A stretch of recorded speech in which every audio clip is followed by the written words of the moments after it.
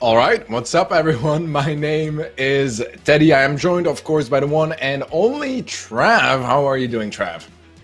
Yeah, I'm doing absolutely great today. Thank you, Teddy. It's great to be back with Brawl Masters. I believe this is both where we actually started our big jumping casting career, so it's great to be back, and obviously some really good games lined up as well, so we've got a lot to look forward to on top of that. Yeah, of course, new season now as well, the summer season for 2021. We kick things off with EU today. Tomorrow we will have NA, and it will keep going like that Thursdays and Fridays for the remaining of this season. Obviously, big shout out to G Fuel as well for powering this entire event like the previous season as well. Yeah, we got some G Fuel in the background. You guys know it already, keeping us awake and on our guards for some really juicy matches. Yeah, definitely. So already got some of the teams in the round of 16 as well, I do believe. So still some really good games to come up. We've got the likes of AC Milan Clash competing, Tribe Gaming, EXO Free Agents. And on top of that, some really nice tier 2 teams as well, who are going to be putting up a hell of a fight in these best of 3s, which really can go either way.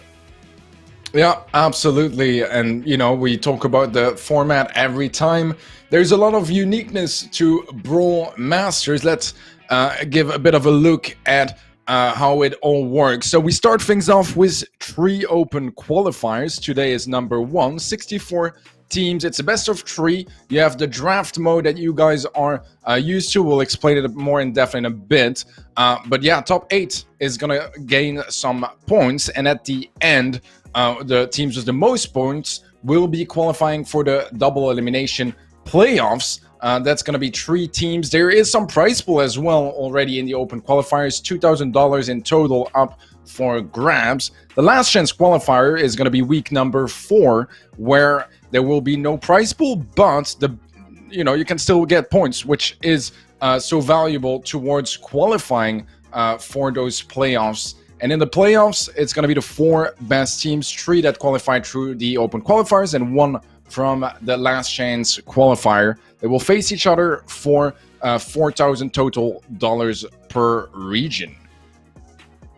Yeah, and obviously we do really love this draft format, which we will take a look at in a quick second.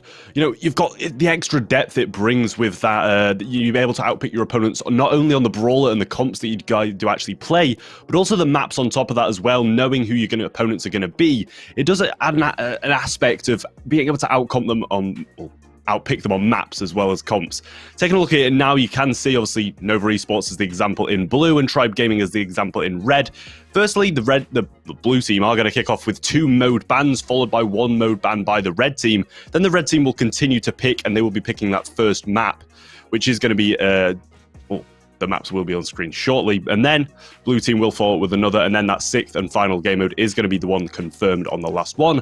And then 4 bans will be following that as well in an ABBA format.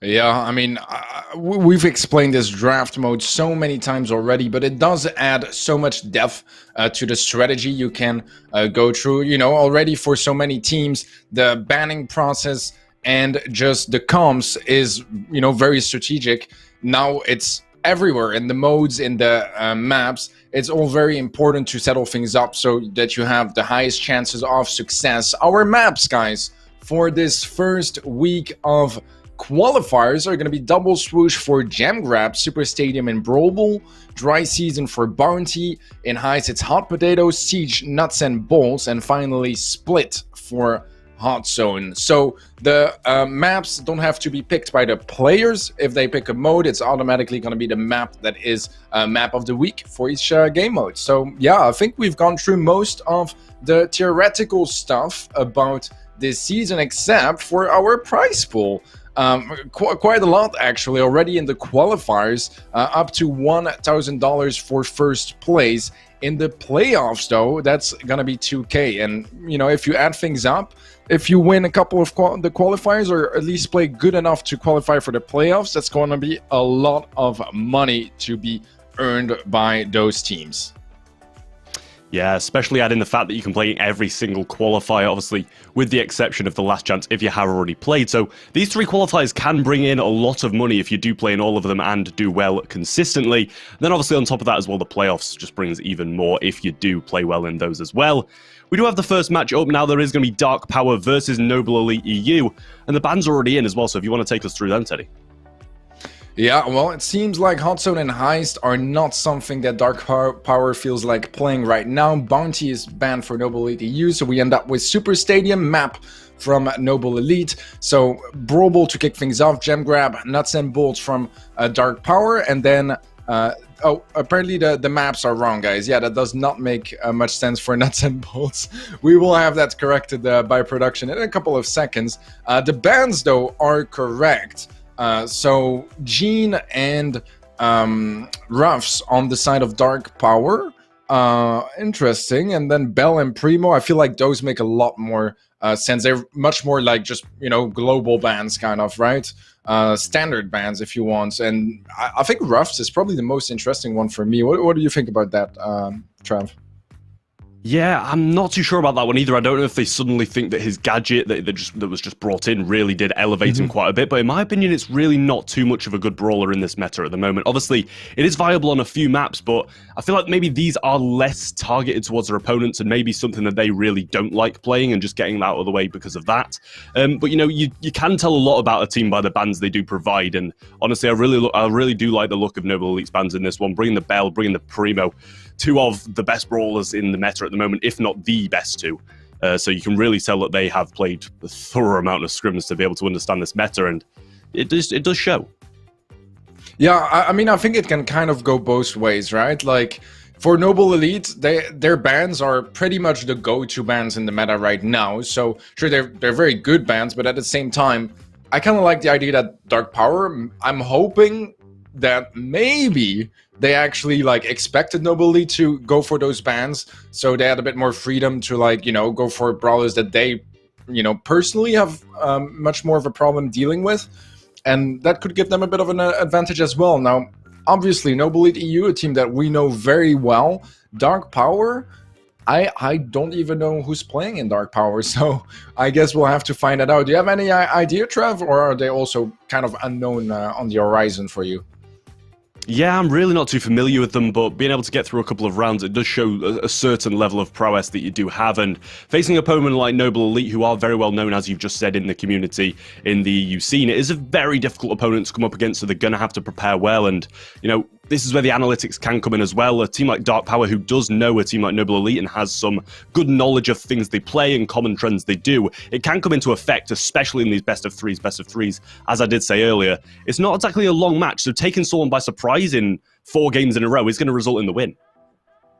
Yeah, absolutely. It's a perfect setup for upsets, especially if you manage your draft very well, if you can get the bans that you wanted, because it's not just about the bans that you choose, right? Like, you can try to predict what your opponents are going to ban and play around that, because say here, if Dark Power instant banned Primo, for example, well, Noble Elite, they planned on banning it, so they kind of lose a ban, right? Dark Power, like they lose an opportunity to take the advantage even before the match starts, and there's so much stuff like that to take into account. And I think it's great for like teams that have good analysts as well, because knowing the win rates on different maps and modes for all the teams, that's just a gold mine here in Brawl Masters, because you can do your homework, right? You can definitely do your homework. If you do it well, you start off with an advantage, and sure, you know, in the end, the better team wins, but with enough preparation, you can really set things up for some very nice upsets. Yeah, and you know, Brawl Stars has become that very, very heavily in the competitive scene. It's become a lot of preparation, and you know, you've got to be able to bring it to beat the top teams who are going to be playing in this tournament. So a team like Dark Power is going to have to bring out a certain level, as you say, of analytics and good coaching work to be able to beat these top teams, which is going to be what they're having to do heading on into this first game against Noble Elite now. Alright, B duel in the center. It's almost a mirror matchup. We have Sandy versus Nita. Well, they're not on the same lane exactly, but that's the difference in the comps. So they won't face each other, which is basically going to make it about who's more able to deal with the Barleys. And it does seem like Noble Elite had some nice control. I like Children is going to get a kill, and I really regret saying that. It is a nice goal for Noble Elite to kick things off, and yeah, I have instant regret actually reading that name out. Twitter memes heavily inbound, but we'll carry on, and that Sandy is a very nice pick, I will say, with the new gadget. It has forcefully entered the meta in a way that we did expect, you know, with that stun being able to be playing off. But here he comes again. The B is going to go for the shot, and Barley picks it up straight off the line. I feel like maybe that was just going to stop on the line regardless, but Sandy's stun does come in. Is it going to be enough? I don't know. I believe that Nita does take him down there as well. Picks come with Bear as well along the way. And he's back again in the mid with the B. Just being able to hold off and keep that pressure on whilst the respawn does come in is going to provide very, very helpful here, especially with this faux fur on the Bear. Yeah, they do need to create a lot of space here, Dark Power. They are stuck and no way to go out. This is looking like the end, and yes, Noble Elite seals the deal and secures game number 1 against Dark Power. Yeah, really nice first game from Noble Elite there. I will say as well, you know, you can't say it was heavily comp-based either, because I do really like the Sandy pick on that map. It can do a lot if you are able to pick up those sandstorms in vital moments. But Noble Elite just carrying it through, showing their experience, showing how good they are. And it did show in that game, very, very dominant by them, and they did bring it home, which is going to be an excellent start for them. Yeah, I think they played much better overall, and Dark Power didn't really have many chances in this game. Like, sure, it wasn't like, you know, a 30 seconds game or anything like that, but it did feel like Noble Elite constantly were the ones putting pressure and locking Dark Power into their spawn. And at some point, like, even if they were to get a nice team wipe or somehow open things up, they wouldn't be able to score on that, right? Because they have to travel through the entire map before they can get some sort of an offensive move. So really well played by Noble Elite, not taking any risks. And I admire them as well for playing it really safe. Just, you know, doing routine stuff, not getting overconfident, although they probably don't know them either. And that's something you can see sometimes. Teams get a bit impatient. They want to go through those early round matches as fast as possible. Noble Elite not having any of that so far. Playing it really safe and making sure that, you know, they get those goals and they get those wins without endangering themselves. Yeah, definitely got to stay composed in these early rounds, because anybody can provide an upset, especially with this format. And, you know, I really, really like the way Noble Elite played that. You know, they see that Primo's been taken out of the mix, especially by themselves, and they're prepared to bring these comps, which are a bit more squishy, less DPS, such as the Barley and the Nita, and then they can bring them in and really dominate those sides with the control that their supers do provide. Going to be seeing the Sandy once again here, and Noble Elite sticking with the same comp, and Violent has decided to go the Sprout mid, which I do really like, especially against the B. Get some walls down, and it does allow you to take a lot more control over the field. Yeah, I mean, 3-shot potential on the B as well is really, really good for that matchup. We'll see how much they can utilize that. They went off the Barley as well, which is interesting. I feel like Barley does have a really strong ability at opening things up when you can't really get any angles with other brawlers. And so far, it's a bit more split on the map, but once again, Noble Elite was just a little bit more pressure, a little bit more damage, and just able to control where they move, hurt them around the map, and Toa is gonna fall. A chance for Noble Lead to open things up. That's gonna be the second kill, but Toa does respawn. Can they stop this goal? I don't think so. That should be it already for goal number 1. Noble Elite just really dominant so far. Yep, Sandy Super is going to come in now, though, and Noble Elite snaps straight into the movement of pushing aggressively and trying to keep them out of that zone. Doing a really nice job of it. Nita does push very, very aggressively, but is punished for it. Are they going to be able to take that down? And it's looking like this might be a goal as they pass it to the B. Super shot in hand. And he is just going to BM a little bit. And he's just going to go for a trick shot, but it pays off. And there you go. The B is able to slot that ball in. Absolutely amazing play. Shame I'm not willing to say that name, or as you could be credited hugely for that trick shot. Dude, those are the worst kind of trick shots you can take, right? Like, there are trick shots that give you a goal that you're not supposed to get. And here, he waited, like, it was an open goal. He waited for the respawn to get the clip. That's nasty. That's some real disrespect. We were talking earlier about playing it safe. I mean, even if they didn't score, it wouldn't, like, they still had really good positioning, really aggressive positioning. It would have been absolutely fine, right? But still, like, that is a very different mindset compared to game number 1. But it works out, so props to them. Winning that first set with style. We're going to be moving on to Double Swoosh next. What a map. My favorite gem grab map. One of my favorite maps in the game in general.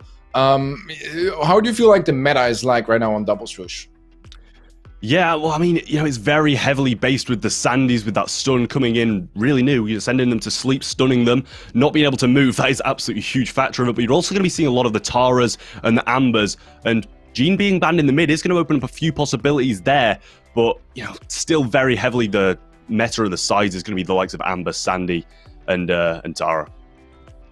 Yeah, I really agree, and we've seen some really interesting stuff. You were mentioning Sandy, but we've been seeing some Sandy mid as well, especially when there is a Jean ban, so that is a real possibility. Maybe Stu mid could still be playable, I'm not entirely sure. It's still pretty decent, I think, but I haven't seen it played quite as much lately. Jean ban definitely shakes things up here in Double Swoosh, just in gem grab in general, right? There's not really a single map of gem grab where Jean is not strong, and it being banned in this matchup is going to open some much more interesting possibilities. So yeah, we'll see. I feel like Sandy mid is probably the go-to right now, but I'm not sure. I want to be surprised today.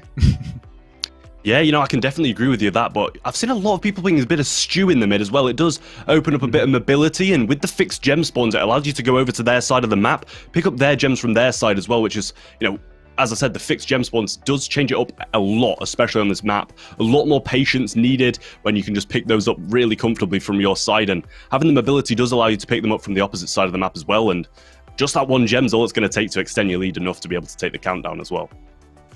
Yeah, it just makes sense, right? At some point, we even had like max mid on a lot of maps for a short while, and it was mostly just because of the dash to you know, that dash back to safety. Stu can do that every shot. Like after every shot he hits, he can literally just dash back, heal up a bit if he's running the heal star power. That's just a lot of versatility overall. And that's what you want with a gem carrier. Like most of the time, you don't really expect your gem carrier to be like hard carrying your team. You rely a bit more on the lanes. You just want to make sure you pick up gems and don't die. That's as far as your responsibilities are. And with Stu, you can do that absolutely amazingly. And it's kind of odd, to be honest, because Stu, when you think about it, it's a super aggressive brawler, right? But when you're playing as a gem carrier, it's really just all about escaping and not getting too much in trouble. Because with the low HP that Stu has, he can't win a lot of, you know, big fights and stuff. He needs to be really careful, but we're not going to see any of that. We'll have a Jesse mid for Noble Lead, Piper mid for Toa. That's going to mean a very harsh early game for Toa in that matchup. We'll see once the walls open up a bit more with his super. He just needs to look for as many connections as he can, because that first super is going to be so valuable at opening up the map. Tower picking up that shot as well, and now he can get a lot of value with this jump, picking up 3 gems for his efforts and the break of the mid as well, and against a Jesse that is going to be absolutely huge for him. 240 HP though, and the tanks are going to come in from the support from beyond, and Tara is able to take them down. Violent covering him whilst he is respawning. Amber not willing to walk for those gems, which is really surprising as the super comes in from Zonzon there and does get a lot of damage onto him. Bounce is coming in as well, and that new spike gadget is proving very, very useful over on that side. A nice slow coming in again from the super, and the Taras are going to take a fight over the left, but Tara wins it again from Noble Elite. Yeah, and so far it's a very different vibe than what we had in Brawl. Much less one-sided, and some actual real chances for both teams to make something happen. Nice bounces from Andre off that turret. Gonna connect a couple of those. That's the kill onto Fint Nice, and things are really opening up for Noble Elite EU. They have a lot of mid control. They have another gem they could go for if they wanted to, but they're gonna play it safe. Wait for the next 2 gems to spawn so they can start that countdown, and Dark Power is going to be in a lot of trouble because they can't interrupt it unless they get the kill onto Andre. Yeah, lovely turret placement, I will say, and Piper, this is exactly where you don't want to be. You can't be in spawn as a Piper, getting trapped there with your long range and no damage at short range. It's really not where you want to be. Violent does have super, but it looks like Dark Power are just going to be giving up on this one as all the pressure did kind of fade away as the game went along. Started off very, very strong, and there you go. Noble Elite take another win here, and that's forcing it onto match point and putting Dark Power in a very, very difficult situation. To be able to bring this back now, it's going to take a full reverse sweep. Yeah, it's definitely going to be quite a challenge ahead of them. I do want to say that Gem Grab looked much better for Dark Power. Like, it looked like they stood a chance, but still, you know, the result is the result, and it's definitely going the way of Noble Elite once more. So Dark Power need to step up, but if there's any time to do it, it's right now, right? They just had their closest game so far. The games have been getting a little closer after each other. Game number 4, maybe they can really start doing some damage, but once again, they gotta start now, otherwise it's gonna be end of the journey here in week 1. I mean, the start, it's as good as you can wish for. Having 3 gems on the floor, being able to walk up and super out with Piper, break the walls along the way too. It's the dream start for Dark Power there, but just weren't able to execute the rest of the game. We saw Tara on the side of Noble Elite, who appears to be Melanie by the looks of the rest of the roster, doing a really, really nice job over there, and it just forced them back for the majority of the game there. And then it was over as soon as Jesse got that turret high. Leon being played now, Shu being played in the mid, as we said before, is going to be very, very strong, but Dark Power just seemed to be a little bit too far out of this one to come back, and with this comp, it's kind of confirming it. Yeah, I think Stu is a really good option in the middle. Against Sandy, I'm not sure if it's going to work amazingly, because Stu does not have that much HP, so if he ends up getting stunned, he's going to be extremely vulnerable, because if anyone helps Sandy take him out, he's going to go down. Nothing he can do about that, so got to be really, really careful. We'll see how that works out. But so far, the Dynamite pick has not been doing the miracle that Dark Power require to make something out of this match, and it's looking like we are going to have a 2-0 sweep. Yeah, definitely so. Stun being missed as well from Toa. It was a very optimistic shots down there, and Melanie just in the spawn. Now Violent and the Dynamite are going to just be chilling down there too. Looks like they've completely given up on this one. You can't give up this prematurely. You know, a comeback is available, and they're just not going for it. Noble Elite are going to be taking this game, and they're going to be knocking Dark Power out. And I will say a few of the games did look a lot more close than the scoreline shows, but Noble Elite bringing it home eventually, and can't say they didn't deserve it after that game. No, they played really, really well, and it's one of those matches where they didn't like absolutely step on them, but still, they got the job done. They did it in a very clean way, never really in danger or at risk. It was the first game of Gem Grab where I feel like Dark Power stood a chance. I mean, they started off with a 5-0 lead in gems. That's a really, really good start, right? As good as it gets. Problem is, after that, they lost control, never took it back. So, yeah, they had some chances here and there. Were not able to take them. But for the most part, super deserved win for Noble Elite. Dark Power was pretty much powerless in this match. Yeah, Noble Elite moving on to the quarterfinals, and I believe that guarantees them some points towards the playoffs as well. So a really good position for them to start off these 3 qualifiers, being able to secure some points on the board, and no matter who they face next, at least they've brought something home from this qualifiers. Not counting them out just yet, though, because we know Noble Elite are a very, very powerful team if they are given the right resources. And in that game, they were being able to take a very hefty win over Dark Power there. And as you said, seem to be very, very powerless. But moving on from that one, Noble Elite are going to be taking the win. Yeah, good start of the season for them. We got our next match announced, Big versus Crazy Clan. Two pretty new orgs to the EU scene. Big Clan acquiring ex One Trick Ponies a couple months back. Some roster changes recently as well. They announced, I think yesterday or today, Equak joining the roster. He'd been playing with them for a little bit now. So very, very a strong player joining Big Clan. He's been performing out of his mind. I think the last month was the highest level Equak we had ever seen. So I'm excited to see what he can bring to the team. They are very young players, but they have a lot of potential, and I feel like that could be the third player that they need to really, you know, they're on tier 1 in EU. They just need to kind of stick there, right? Make it a bit more consistent, because they do get some really nice upsets once in a while. They just it just needs to be a point where it's not an upset anymore.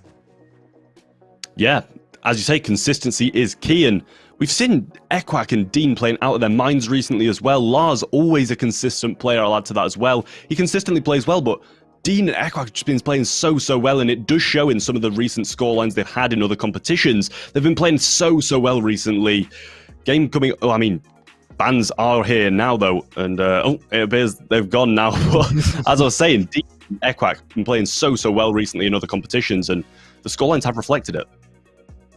Yeah, absolutely. Crazy Clan, I'm a little bit less familiar with. I know that they picked up this roster after dropping their roster in ECA, where they had a really strong team, actually. So I'm not even sure if I remember the players, but I'm interested in seeing how they perform nevertheless, right? It is a pretty decent org. They had probably the second best team in ECA, so they probably know how to scout some talent. And, you know, they'll be looking to prove that to us tonight. Are you maybe more familiar than I am with Crazy Clan? I believe it's the Polish players, right, with Rama. Oh, yes. And that team, the Polish players, yeah. And we are going to be seeing completely different maps this time as well, to be fair. It's we're seeing Gem Grab and Hot Zone banned straight off the bat. Oh, no, we've had it complete chain again. Never mind. Hot Zone and Heist are going to be the maps that are banned off the start for Big. Yeah, I think it broke. Yeah, I think it broke, yep. Travis. Yeah. Well, having some issues there. Yeah, it's all right. It was the same bands and stuff than the previous match, but you know, we have a one-man production behind the scenes. Greg absolutely killing it, and he's experimenting some new stuff this season. So since it's day one, you know, we got to take things a little bit slower. Once in a while, something is gonna break, but he's working very hard in the background to fix it for sure. I feel like on paper, this should still be in favor of Big Clan, but honestly, Crazy Clan, their recent form has been really solid as well. Like, they've been grinding the game for the last year and a half, or maybe even longer, never really making it as far as they were hoping for. And now recently, they've been going to monthly finals, sorry. They've been actually, you know, performing here and there, and they've yet to really settle in the top 8, top 16 of the region, but they're definitely on a really good way to it. They've been performing super well, pretty consistent as well, and they have yet to really take down the giants of the region, but nevertheless, they're a team on the rise, and they're a team on the grind, and you can definitely see the results. Yep, huge uprise for those players, and they've put so much work in. They deserve it hugely. But the draft is in now, if you want to take us away on that, Teddy. Well, it seems like Bounty on Dry Season is going to be picked for Crazy Clan, Heist, Hot Potato pick from Big. Siege, Nuts and Bolts is going to be the decider for this matchup. Our bans are Primo and Gene on the side of Big Clan, Barley and Ruffs for Crazy Clan. So some very similar bans to our previous match. The only difference is actually going to be Barley is banned this time around instead of Bell. So some, you know, almost repeat bans. Definitely interesting to see what brawlers those guys are scared of. And what I think is really interesting is Ruffs being banned again. It's not like an outlier from our previous match where it was a bit of a crazy ban. Maybe it's actually just that strong. New gadget dropped very recently. I haven't had the chance to try it out yet. I don't know if you have, Trev. I didn't expect it to be super broken, but maybe it actually is. Yeah, well, I think the reason that is it was actually warranted in this format though, because on this map, Ruff's double throw is an absolutely explosive comp and rarely loses. So that's probably why they've taken it out of the mix for this. We are going to be seeing Big playing the two throwers regardless, and Equack's going to be slotting onto that Stew on the other side of things. Madara on the Bell. We're seeing a Spike, which is very, very unusual, hugely squishy against throwers, which is obviously the dominant meta on this map. Yeah, it's definitely interesting. I mean, new gadget as well. That Cactus. Really, really solid gadget overall. Thing is, against thrower, it doesn't really have a whole lot of value, does it? So, not entirely sure if it's the move so far. Could be worse for Crazy Clan. They do not have the blue star, which means that they are technically behind, but it's only the blue star making up that difference. And we have some aggression coming through from Meow. He's gonna tank. That Thickhead was his gadget, but he's gonna get pinched. He gets the kill before, but goes down. 1-star lead for Big Clan, and they managed to push off Crazy Clan from further aggression, at least for a couple more seconds. Yeah, it just shows how far this blue star can go, how much his aggression was warranted there. It did seem like it was maybe a bit too much aggression at the time. Maybe wait for his teammates to be able to push up on Lars a little bit more and pinch across, but it was hugely warranted as the blue star was in Big's favor and still is, as they do extend the lead to 6-5 after that push. And look at that pinch coming in from Dean and Equack here. That Spike gadget is coming in to play now, as he does get a takedown due to it. Another pickup coming in from Dean, though, and that extends the lead to 11-7. Blue star in favor too. 7 seconds left. It's not looking likely at all that they're going to be able to pick this up, as the head is thrown down and it connects as well, extending 79. And Big are going to be taking the first game of this series. Yeah, solid win from Big. I think the score is maybe a bit more aggressive than how the game went, because obviously at the last couple of seconds Crazy Clan had to go for a crazy push, and it didn't work for them. But for the rest of the game, it was really, really close, and some very, very small differences could have turned things around. And then suddenly it was Big Clan at the end that would have had to push up. So honestly, I think that was a pretty close first game, really setting the tone for this match, I think. But yeah, dry season so far. Been a pleasure. I do feel like that Spike pick was just lacking a lot of substance. It was not really able to hold to his own ground, and there was a good play where he pushed up, nice gadget used to tank the Thickhead, but then he ended up doing a one-on-one trade, and when you're the last one to die, you're not really bringing much value, right? Instead, you're kind of losing it. So yeah, I'm not sure about the Spike pick. I feel like that was the biggest weakness in the comp for Crazy Clan, although even B wasn't really working too well either.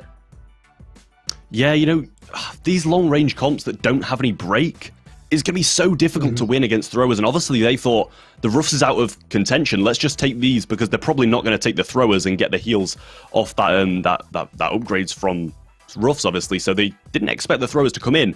However, they did, and that just put them on a huge back foot straight off the start. You can see loading into the game.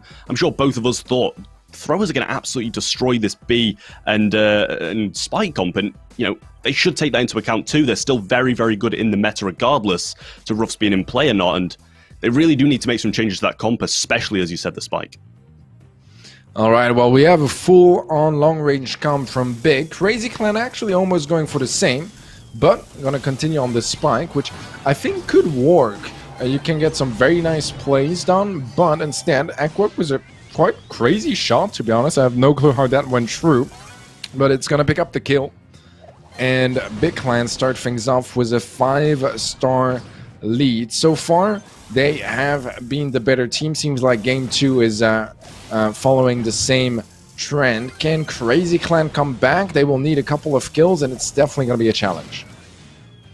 Yeah, Equack has forced the rotate, though, I will say, of that Spike to the other lane. He's doing the right thing, breaking up that side nice and early, and putting himself at the advantage that he does need against the Spike without being able to peek. Doing a really nice job of that, and he has forced the Brock versus Brock matchup. Will open Lars up to a huge dominant lane over that left-hand side against that Spike with the extended range over him. And Dean, as we know, is an amazing piper. And against a Bell lane, it's going to be so difficult, and I think the 5 stars does show that. Lars being taken down now, though, does close it down a little bit, but Big still... Stars to catch up, still behind by 6. They have 20 seconds left to make something happen. Yeah, are pushed heavily back now, though, and this is where that Spike Super can come into contention, as he does throw it over, get a nice little slow off, and that's going to be the deciding factor, I think. Overload with throwing a Super out isn't going to connect any of it onto Big, and juking for his life now, going to be connected on the last second, and the blue star is going to decide it, as Lars falls too. Dean takes flight to the air, and allows himself to stay alive. Very, very close game, but Big are going to be taking the first set because of it, and Craze Clan are going to be left heavily disappointed.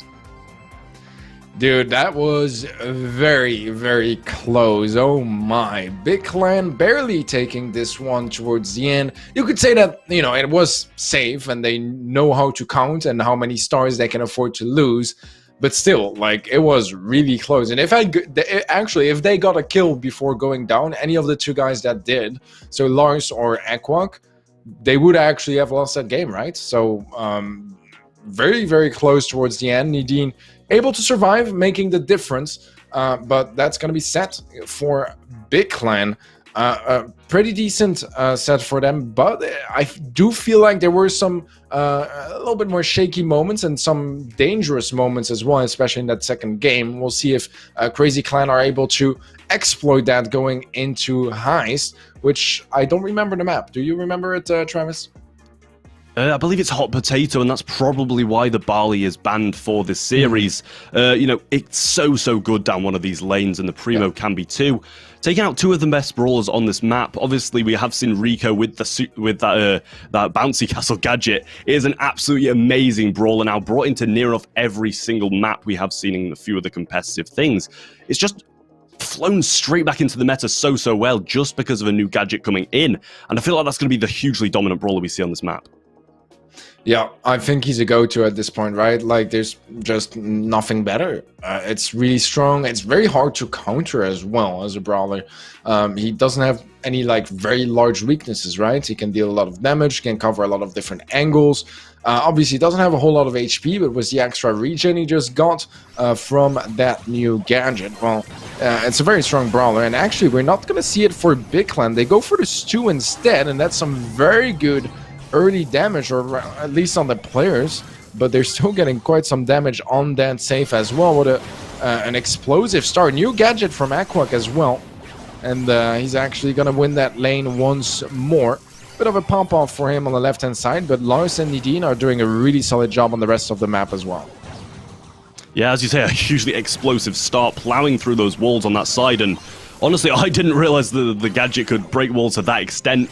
Great start for Big, and even without the Rico, they're excelling so well right now. Super probably going to be coming in from Madara, but does opt to use it on the Stew instead. Stays alive a little bit longer and sets him alight as well with that fire. Going to be stopping him from coming in for a little bit longer, but Meow over this side as well. He's going to be using that curveball, which isn't really, you know, hugely helping over this side of things. Equak, just the mobility that he's providing for this comp right now. A miss super from Lars, however, is going to be wasted, and the lead's still in their favor, and the control now too, as they are falling heavily back on the side of Craze Clan.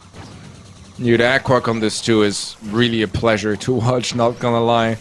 It's really impressive. He does go down just as I say that, the usual caster jinx, just how we like it. Lars has a super. Can he make something of it? He's going to be really low HP. Overload was a nice kill. Second one from Overload as he takes down Aquak. Problem is, they're getting kill after kill, but so far they haven't really been getting any damage on that save. Yep, well, super going to be missed again from Madara. Aquak popping off again, though, getting up the map in no time at all. And Big aren't going to be missing that Colette super and extending their lead by a further 12%. Shots coming in now as well, just keeping them back long enough for their teammates to respawn, and that Spike is really not going to do too much with that gadget over that side, as Nadine could just bounce his shots off it as a result of using that Bell, and it's really not looking good for Craze Clan now if they can't push up soon. Yeah, they need a push, and they need it soon. 15 seconds left, and Crazy Clan, they have about half the damage that Big Clan has. They will get a couple more shots, but Overload gonna miss a full mag next to the save. It wouldn't have made the difference, right? It's more about, you know, getting some little damage that they could have definitely had for free. The Colette super earlier, a couple of bounces not connecting on the Rico. That kind of stuff, like, although it did not make the difference here, it could very much have, right? That might have been like 20% damage or something total. They needed 40. So that kind of stuff you need to make sure you have on point, because it's like, you're going to make those mistakes once in a while, but multiple times in the same game, that's very costly. And against a team like Big Clan, they're not going to let you afford those mistakes. They're going to punish you, and they're going to punish you big time. Yeah, match point. I mean, straight away, we're seeing near enough a sweep straight away yet again. And if Big can keep this up for one more game, it's going to be end of it for Craze Clan. And honestly, I saw that Stew come out, and I was really, really surprised to see it. And then it kind of just clicked in my head as soon as he plowed through that first wall. The new gadget is so good on this map. Just being able to take Rico near enough out of contention there with his advantage of obviously bouncing it around that corner. It just stops that and allows Equac to get directly on top of him, and there's nothing he can do in that sense of things, as he just starts the game in such a good fashion, bringing Big the win near enough. Yeah, dude, Equac on this too was impressive. Just going left and right constantly. Like, he was literally hitting the dash and at the same time shooting. I swear he was. That quick, dodging a lot of shots, closing ground, and just getting up close and dealing tons of damage. It's a really strong brawler, but it's a bit harder to play now since some slight adjustments, if you can call them nerfs. Still a really good brawler that I feel like we should be seeing a bit more in the region. I feel like the potential is huge. It's one of those brawlers that is super strong, but if you play it right, and it's really hard to play it right. Yeah, definitely so. I mean, you've always got to be scared of not playing it right, as you say. Though it's very risky to take it, and you know, I really do feel like Big are going to stick to their guts. It's weird seeing Bell on the lane, I will say as well. I've only ever seen Bell played mid here, but it's paying off so well for Nadine, especially as they're using that spike with the gadget. It can just bounce directly off it. Equac now pushing up again, and there's just no stopping him. Gasser heal being popped, and the supers are there. He gets a double kill, and Big are straight in the face of the safe, getting some damage straight off the start. 7%, not a lot, but it's still a lead for them. Now seeing Meow swap over to that other star power, not going to be using curveball anymore, and hopefully it might pay off for him as another super comes in from Lars, and still in position now. Oh, Lars almost wins that fight as well, but barely won't. Crazy Clan get a bit more control. They got a little bit of damage as well. So far, it's a much better start for them than the previous game. Problem is, they're still behind by 9%, and it's match point for Big. So they really can't afford to lose at this point. Lars low HP, gonna hit another super, gets a little extra damage there, and Nadine gets a really nice bounce. That's a lot of value. And they're trying to get him out of position, but Equac still popping off. Does get shut down by Overload. The kill from Meow, or actually Overload was the double, I think. And just leaving Lars left alive. Crazy Clan, they're getting the kills, but they need to convert that into damage on safe, otherwise it's going to be pointless.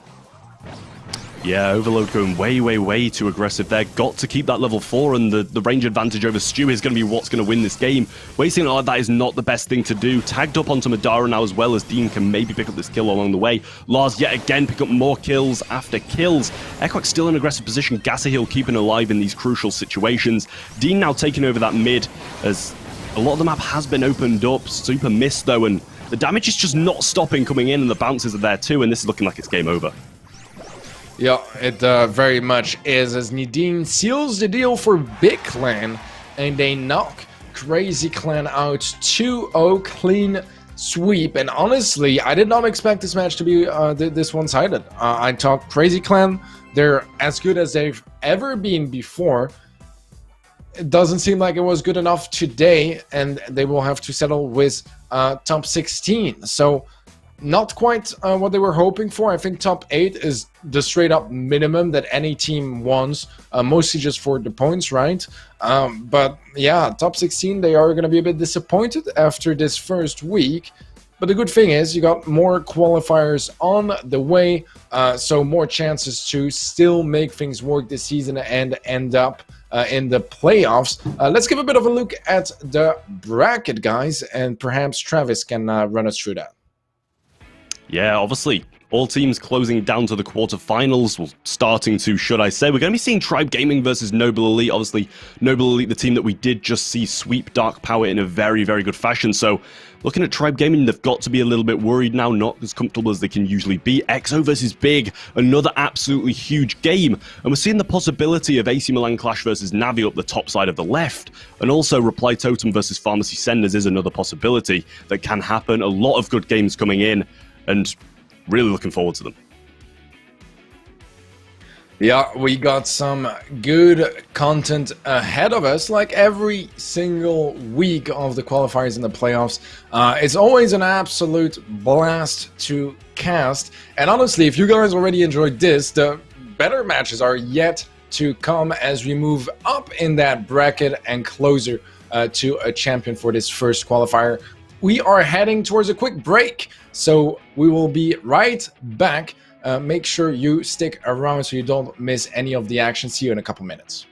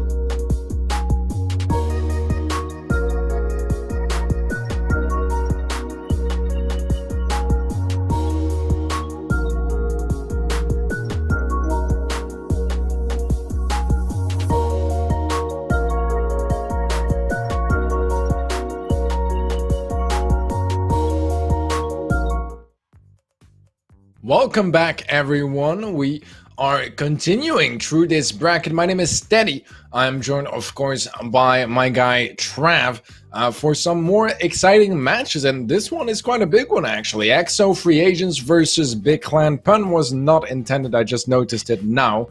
But yeah, that's going to be a juicy one, Trav. Yeah, it's a bit hard to avoid that pun, to be honest. Big's in a lot of people's vocabulary, so I say it a lot as well. It just hurts my head a lot of the time. But EXO versus Big, two of the best teams in Europe at the moment, meeting in the quarterfinals. It's going to be an absolutely huge one, especially after Big's performance we've just seen. I'm not sure if that was Crazy Clan maybe messing up a little bit, or Big just showing absolutely beautiful skill all round. And by the look of that game, it looks like they might be able to match EXO Free Agents here. Yeah, well, it seems like we got our draft already all set up. Heist on Hot Potato is going to be the map pick for Big Clan. Hot Zone and Split for EXO Free Agents. Siege on Nuts and Bolts also are going to be the decider for this match. Balance 2 bans from EXO. Big going for Primo and Gene. Yeah, it looks pretty standard to me, right? I feel like they banned the 4 best brawlers in the game pretty much, right? So very, very standard stuff. Nothing really out of the ordinary, I think. Do you have any particular thoughts right now for this matchup? Not really, to be honest. All I can really see is obviously after Big's performance in Hot Potato in the last game, feeling very confident heading into this one, especially with Equac playing that stew if he does continue to do it. But EXO have seen that and obviously banned that out, so that isn't going to be happening.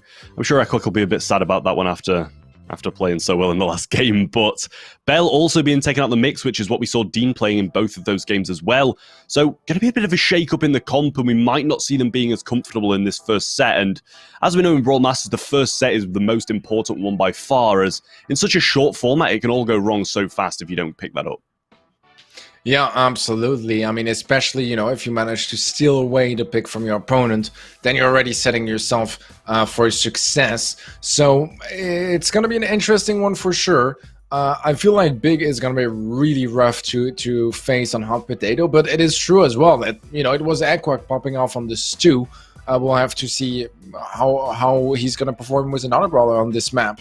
Because he was finding a lot of openings, creating a lot of space for his team, and a lot of entry frags too. So it's a very smart ban, I think.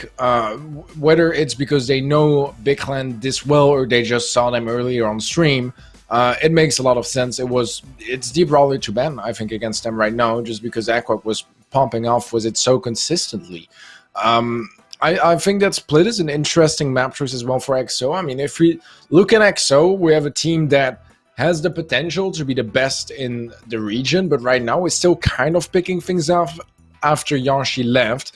Sun Bentley has big shoes to fill, and he's been doing a good job, but nevertheless, EXO, not exactly where we expect those players to be performing at this month. So we'll see if maybe today they can pick things up and turn this month around just a little bit. They're still a really, really strong team. It's more about building that synergy between players, as some of them haven't played together in a very long time. Yeah, just straight off the start, we've seen a lot of gadgets forced out, and Equac just going to edge that super onto safe, getting them a 13% lead straight off the start. YD did go down a bit prematurely, possibly pushing a bit too aggressive. The heals coming in from both Bouncy Castle and Herbal Tonic is going to be securing Curse a lot of HP in that area. Able to stay up, some Bentley looking very, very low now, though, and it's not the best matchup at all for him to be on this Barley here, but, I mean, Rico's really strong as well at the moment, so I'm not sure that Ruffs really has a good matchup in this game. Yeah, I feel like Ruffs might work, but he needs his first super, right? He needs to break up the middle. Then suddenly it's going to be a lot more open, a lot more different angles he can take and make something happen. Because right now he just feels very stuck, and that's not a situation you want to be in, especially when you have a brawler where you can find bounces. Lars closing out the kill. Curse is going to fall next. That's a lot of damage on that blue safe, and EXO early on already in danger. They have about 55 seconds to catch up, but so far they have yet to deal any damage on that red save. Yeah, whatever I said about Big maybe not being as comfortable now that the meta has completely changed, I take it back. They're playing this so well. YD does pick up a kill as well as Cursed over the other side. Has secured a bit of damage, and now this is where EXO really do need to anchor down and just stay in this aggressive position. They are going very, very aggressive, I will add to that as well. Curse does fall, but the damage is near enough equaled out now, and with Sun and YD still in this position, it can go wrong for Big very fast. Yeah, Lars, though, is in a really good position because Curse has no way of dealing with him, and he's gonna get more and more damage. Going back to defense now, interesting decision, but never mind, just gonna dive in to get a couple more shots down, and at this point, there's nothing that EXO can do to catch up. Big Clan kick things off with a win here in game number 1. Yeah, honestly, Big played that so well off the start, and EXO showed some really good signs of a comeback, but they're just waiting so long with that rough to actually make something happen, whereas on the side of Big, they've got those explosive brawlers on the side, like a Barley against that roughs matchup's just going to absolutely dominate it. No use of those sandbags whatsoever, because it's not got anything to tank, as the splash damage and the thrower, it just really pairs well together, be able to get some really nice damage early on. And without that Colette as well, they just really don't have that dive damage. Yeah, it was really hard. I think, you know, for the most part, this just came down to comps, and it was a lot more on point for Big Clan. So EXO need to rethink about which brawlers they want to be bringing into game number 2. Because if it's the same matchup we had right now, they're not really going to stand all that much of a chance. I mean, I think they did decent, all things considered, you know, since they had multiple lanes where they were having a really rough time in those matchups, and still, it was not a very one-sided match. So we'll see now. They are bringing in the Rico lane, which is something that we've been seeing a bit more recently, and I think that Big Clan were expecting that Rico, and that's why they also brought in the Sprout onto Equok.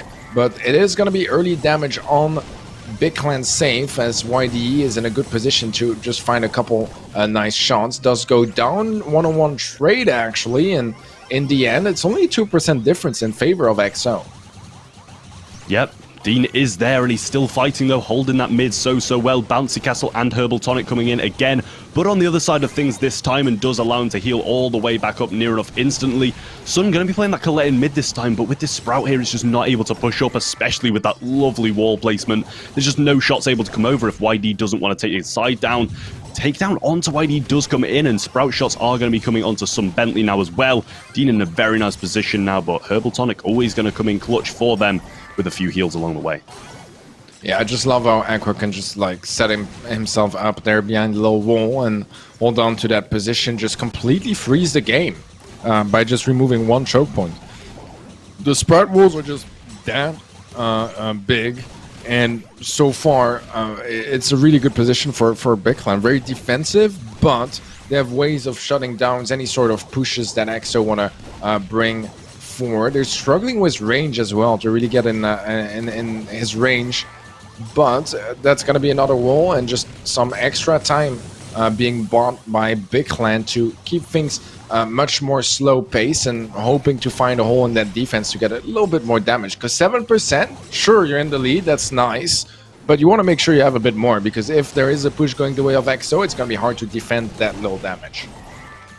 Yeah, seem to be trying to boil down the time now, but a move is going to be tried to make from EXO. Super comes in on the safe, some Bentley is there, and a Super will near enough even this out if YD can get up too, but he's got to defend Lars at the same time. 69% to 64 now, very close game, but a Super from Dean coming in, going to be securing a little more percentage. 15 seconds left, and Sun does go down. It's looking very good for Big to take this first set. YD's got to go for some dive damage, but the wall is there, and Big are going to be taking this first set as there's nothing Sun can do, throwing his Super away, and Lars throwing some shots onto the safe, securing it for Big, and that is going to be a really tough start for EXO free agents in the quarterfinals.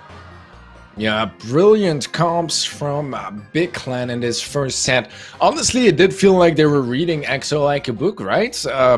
They had I think in game 1, for the most part, they just had the better comp. In game 2, they adapted really well to the Rico coming in, being able to deal with him quite easily with that Sprout. And honestly, I think the Sprout pick was the difference maker in the second game, just able to completely freeze the entire map. That's how crazy strong it is. He just got one wall in the center, and then for like 10 seconds, even 20 if he takes it back with his gadget, he has literally like the entire map frozen. No one from EXO pushing up, because they know that even if they win one lane, you know, they're gonna get melted down by the Sprout, and there's just no point because they can't go for pinches. They're just completely locked in very tight corridors where they just, you know, are so vulnerable. So really strong comps from Big Clan. I think it was more of that making the difference in this first set, rather than some crazy outplays or mechanically just, you know, beating and winning the matchups. I think for the most part it was just really well prepared. Big, not only prepared according to the meta, but also towards what EXO was gonna bring in comp-wise. Yeah, it just seems like Equac brought that third dimension that Big really needed. An extra bit of aggressiveness that they really did, because I felt like they were a very passive team before.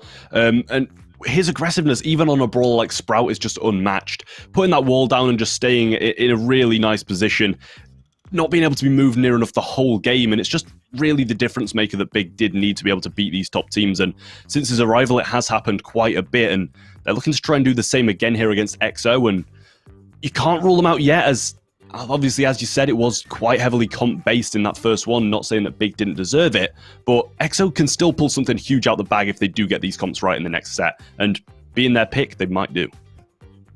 Yeah, obviously, you know, Big Clan wanted to play Heist. They brought it on the table, and it is a decision that really paid off.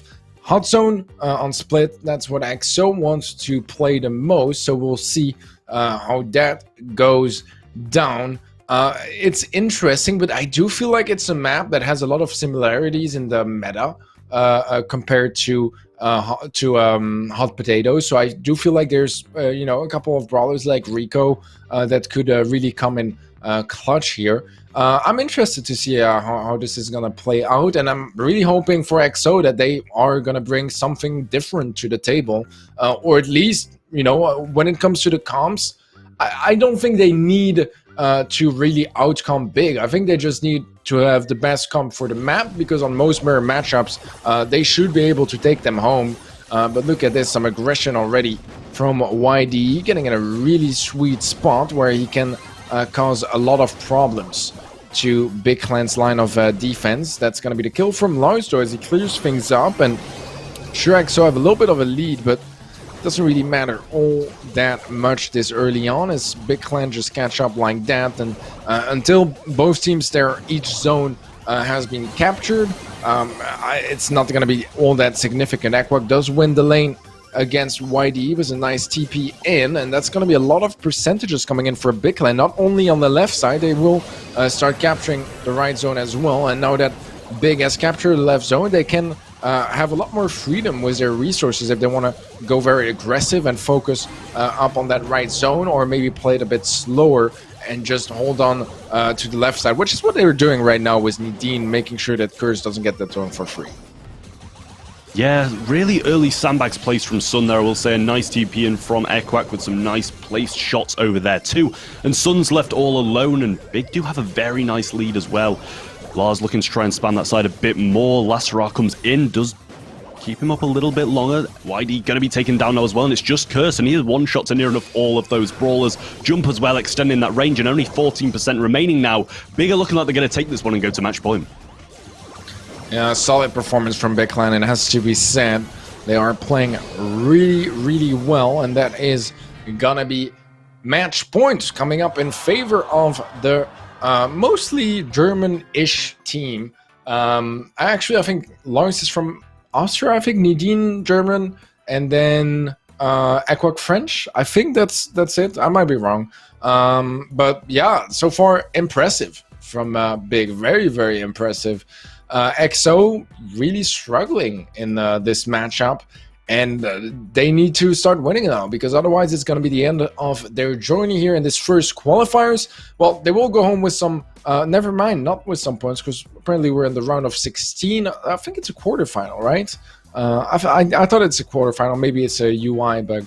Yeah, it is a UI bug. It is quarterfinals, guys. So they will go home with some points no matter what. But, you know, from EXO, we expect them to at least go top 4, if not more. So interesting, match so far as Big Clan. That could be quite an upset, to be honest. Yeah, definitely so. EXO definitely won't be happy with the 5th to 8th place finisher. They want to go all the way, as being these notoriously big players as they are, they're not going to be happy with an 8th place finish. And honestly, I can't say that last game was down to the comp either. Big just played it very, very well. Can't deny Ruffs is an excellent counter to Surge. So EXO are just going to try and replicate what they were doing last game, but win that rough side on top of things. Yeah, Curse is pumping off right now. He might even win that matchup against Aquak. And yeah, that's a 2v1 going in his pocket, and a lot of early dominance on that left-hand side. EXO really catching up for, a couple of games where they struggled, but right now we do have a team wipe in favor of Big Clan, and they are going to start stacking those percentages bit by bit. Some nice stacks from Lars onto YD, which disable him from TPing him and being a big danger. Nice team play there as well. Lars buying time with the last hurrah and then knocking him into Nadine's shots to get a quick clearance. And look at that, Big Clan suddenly, they were so far behind, but they are in the lead now, getting closer and closer to closing things out. Yeah, can we just take a minute, see that YD is still level 1. It's not going well for him at all on any of these sides, and even being able to TP in on that Rico now with that healing gadget, it doesn't even allow you to pick up the kill as easy as it used to be. Lars providing excellent support on both sides here, and the right side is needed to take this game from Big. So regardless of them to collecting all that left, the triple stack from EXO is going to prevent that over on the right-hand side. An aggressive start from Curse now is going to start pushing up and getting this play, trying to get the pinch with YD, who is just heavily trapped in spawn on the other side of things by Dean. Yeah, Sam Bentley not gonna live for long. There was the tick head straight onto his face. And Aquak as Lars tank a couple of shots for him so he can stay alive, capture the zone a little bit longer. He might go for some aggression here. YD solo HP. Aquak does go down ultimately, but YD's super will not save him as the mines are still there when he lands. Cursed falls to Lars, actually a one-on-one trade, and Big Clan are so close from closing things out. 3% is all it takes. And honestly, it's going to be really hard for EXO to catch up. Yeah, I mean, it really is. Curse slotting over onto his left-hand side, though, and YD and Sun over there holding suit, and this might be a huge comeback as Curse keeps this side. It looks like they're going to overtake Big and beat them. When they were backed against the wall, EXO are still putting up a huge fight and take a necessary game to stay in this competition now. Yeah, I think a lot has to do with the pop-off from Cursed in this game. On the Rico, I mean, not only did he open things up, getting a double kill, like, that's really, really crazy, to be honest, because you don't really expect when you're on the attacking side in a 1 versus 2, you're not supposed to win that. Like, you're supposed to annoy them and justify them putting 2 brawlers there and not on the other side. That's why you go there with, like, like, that's your goal in a 1 versus 2. You need to make sure that it's worth it for your opponents to put 2 players here so you have a better shot on the other side and win that 2v1. Actually winning that's really impressive. And he made it look easy. He made it look easy this game, although it was a really, really close game. It came down to 3%. There was almost a quite epic comeback from Big Clan in that game. But EXO, they closed it out just in time. And at some point, it looked like they wouldn't. But Curse once again opened things up with some really nice kills left and right. And yeah, he was able to single-handedly just capture that left-hand zone. And the rest of his team creating a lot of space on the right side as well after they won the matchup here. It was really, really beautiful stuff from EXO, and we need more of that. This is their chance for some redemption here, because if they just win this game, then suddenly we're going to set 3 and we're all tied up. If they do lose it, Big Clan is going to move on to the semifinals. Risky stuff from EXO, though, not going to be taking a Rico, and it pays off as Curse does get that TP in, picks up the kill, and wastes a gadget from Dean along the way to kick that off. 28% lead off the start, and Sun and YD keeping this side very, very well. Aquak looking for a TP in to get that level 2. Does pick it up, but not doing too much along the way, as does get taken down near enough instantly. Same with Lars there, and another TP coming in from Cursed. It's going to secure that too, and this very, very nice play from EXO all round. A switch must have flicked in their head to pull off this kind of gameplay, and it is what is required right now. Yeah, sometimes you just gotta switch the flip and flip the switch. And it definitely looks like that's what EXO went for. Equak trying to deal with Sun Bentley. They do find him ultimately, but look at that. EXO, they have twice the percentages than Big have, and it's looking a little bit complicated, although they are getting some nice capture time on both sides here for Big Clan.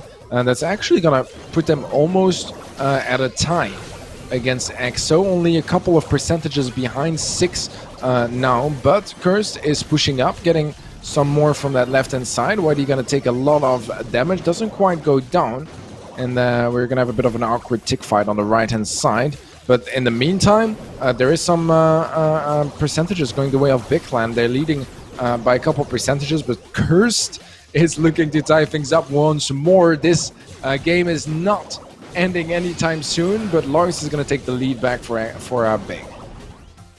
Head connects too, and that is going to be a huge pickup for EXO, as now it's a 3v2. Equak trying to do all he can. Jumps over a few shots, and that's almost an amazing play there, but EXO going to be extending the lead a bit longer, and an amazing melt from Dean there. Not going to be providing a power-up to anybody there, because Whitey's already got it in hand, and if they can take this down now, this might be a huge turnaround for Big. 3% behind, and he might be able to get on the zone for long enough to equal it out. Curse just slides on, and he's got to stay on there as Big are looking like they're going to control this side for the rest of it. It's very, very close. 1% in it, Sun goes down, and Equak is looking like he's going to hold it, and EXO are going to be knocked out of the competition in the quarterfinals by an amazingly well-played Big.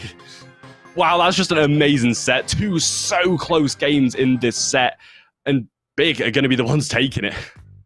That was quite a set. You know, I got so scared towards the end because Big went in the zone just before EXO did, so they were ahead, like capture time wise, by like 0.5% or something. And Equak went for a super, which meant that he like jumped up and he wasn't capturing while he used his super. So they went behind in percentage, and they would have lost unless they cleared up that left zone, which they did. So ultimately they did win, but it scared me for a second. I was like, there's no way they're gonna lose because of that. But look, fortunately for them, they didn't. EXO, though, they are gonna lose this match and go home definitely disappointed. I think they expect more from themselves, so do we. But, you know, I think this month is really just about building that synergy, making sure they, you know, understand each other better as players, and make things work better for, you know, the rest of this season. So they gotta be really careful, but I think they are moving in the right direction. Big Clan, on the other hand, really strong performance from them today. Yeah, really, really nice. I will say you can't put it down to comps any more than the first 2 games in that first set. They have well and truly earned this second set in a very, very nice fashion as well. Big going to be moving on to the semi-finals. That is an excellent start for them in this Brawl Masters season. Going to be securing at least 4th place there, heading on into the next round, and that's some valuable points to get on the board straight away, and they might not even be stopping there. Yeah, for sure. I mean, you know, just top 4, that's really, really good. Big Clan, I think they're already happy with that. I mean, they can strive for more, for sure. But guys, let's move on to our next match. That's going to be AC Milan Clash versus Genius Gene. I'm not sure who Genius Gene is. It could be also, you know, just a kind of a troll name from a team we know, but I don't think I remember that name ever before. So, let me think. I feel like I've heard it. I've heard it. I've heard it. I think it's an EECA team. Is that possible? I believe it's I've casted a match away from the crazy. Yeah. Exactly. That's why I thought EECA, because I remember casting it, but then like I thought, what do I cast where I would not like, you know, remember it? But it has to be EECA, and apparently they're number 2 in the region. So they are playing really well at the moment. I had the chance of casting them then at EECA for the monthly finals this month, where they played pretty well actually. But I think they're still a team really in the making that has yet to achieve what they're looking to achieve.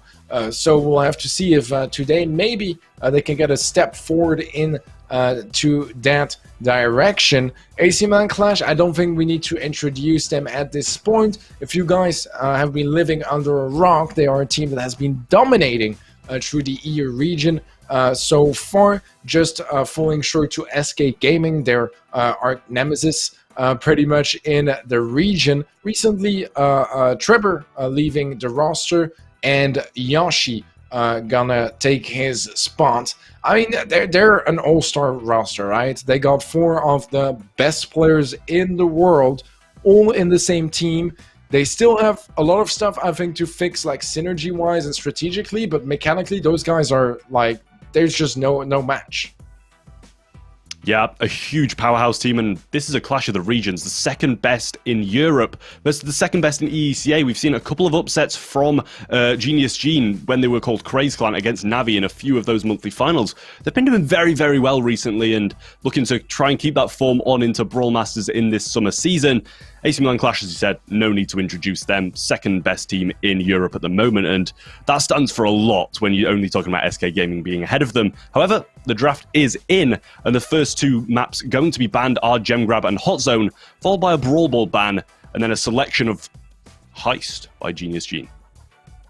Well, I think the Brawl Ball ban just makes a lot of sense, right? You know, you're playing AC Milan Clash. When you hear that team, and if you have to think about a game mode, you think Brawl Ball.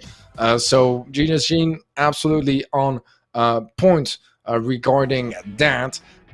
Heist is also a really good pick, actually. I think that's the weakest mode for Clash. So definitely on point here as well. Bounty is the second best mode for Clash, so it makes sense that they pick it first. And then Siege as a decider. Also not really their cup of tea. Not sure how well Genius Gene performs on it, but I think in overall, ECA is a region that really likes Siege and plays it very well. So I'm expecting some good stuff from them. This is looking like a match they can win for sure. So it's going to be a fierce competition. We have to keep in mind that AC Milan Clash is AC Milan Clash, and even if everything is against them, they still stand good chances at somehow winning it. Just, you know, purely on their insane mechanics, but the rest is absolutely on point as well. Gene and Brock bans for AC Milan. I mean, I think they're good bans. I know they really like banning that Gene. Primo and Bell for Genius Gene. Well, I think from their name, I would not have expected them to ban Gene anyways. So they might be a bit unhappy about that, but Primo and Bell are a super strong brawler. It makes sense to get them out of the way. What I think is interesting is that Brock ban. Like, why?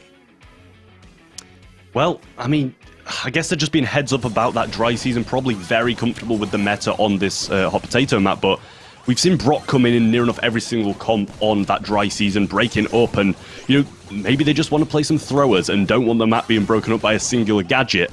So, obviously, focusing in on to this hot potato game now, though. Chaos with an absolutely phenomenal super down the mid there. Trying to free that up for Yoshi a little bit. Here, Herbal Tonic coming in as well. Not able to get his super, but Chaos is not stopping there. Carrying on his path of destruction. But no damage coming in other than that 1% that has trickled down. Some nice shots from Yoshi looking for that super, but instead it's Stomp Rob to shut him down. 11% lead in favor of Clash. And Genius Gene have that Sprout Wall to take a little more control. Not going to be as effective against a Barley just because he can keep him away from the area and basically removing the cover that the wall would have provided for Stomp Rob, like we saw Aquak do against EXO earlier. Yoshi waiting impatiently for that wall to go down. Problem is, right afterwards, it's going to be a super from Alex straight to his face. And Genius Gene, although they haven't found any damage just yet, they are getting more and more control, taking more and more ground, and soon enough they might be able to land a couple of shots to take the lead.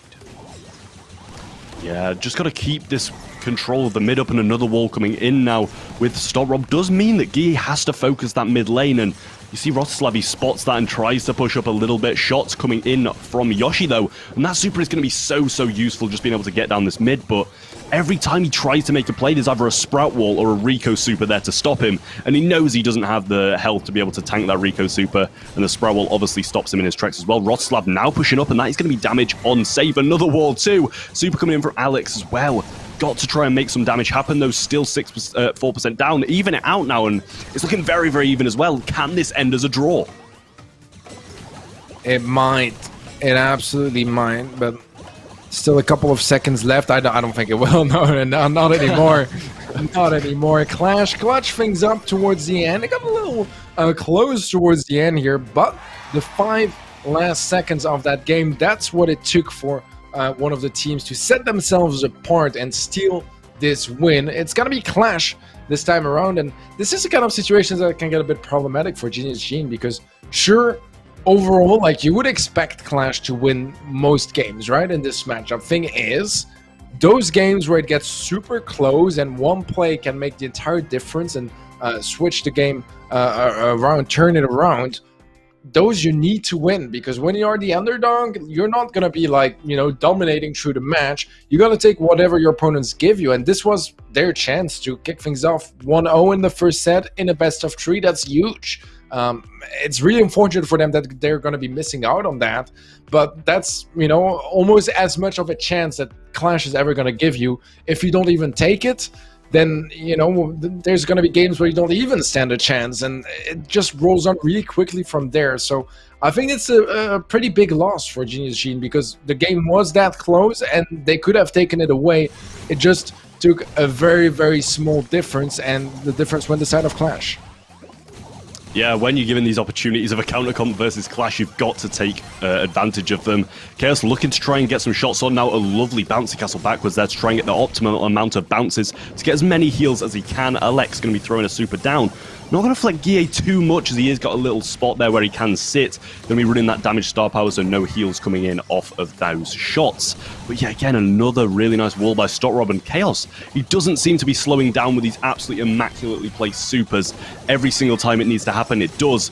Shots now coming through as well down the lane, but Genius Gene, the same again, walls down the mid, and it's just looking like a stalemate all round. Yeah, those Sprout walls really slow things down. And with no destruction on both sides, they're not going to be going anywhere. It's going to be really, really good for the comp of Genius Gene, although they do lose a player on the left-hand side. And now suddenly we are going to see some damage on that red safe. AC Milan Clash taking the lead with about 1 minute and 10 seconds left on the clock for Genius Gene to try to turn this one around. Yeah, and look at that dash from Yoshi as well. That is absolutely beautiful, I will add. Just gets through that wall, able to get a couple of shots on and a gadget shot as well. That's going to be providing 2,800 damage. And that is a lot considering how little damage we saw last game come in before the final few seconds. So that's giving a lot of an advantage to AC Milan Clash here, and that's exactly what they need. So a really nice heads-up play from him.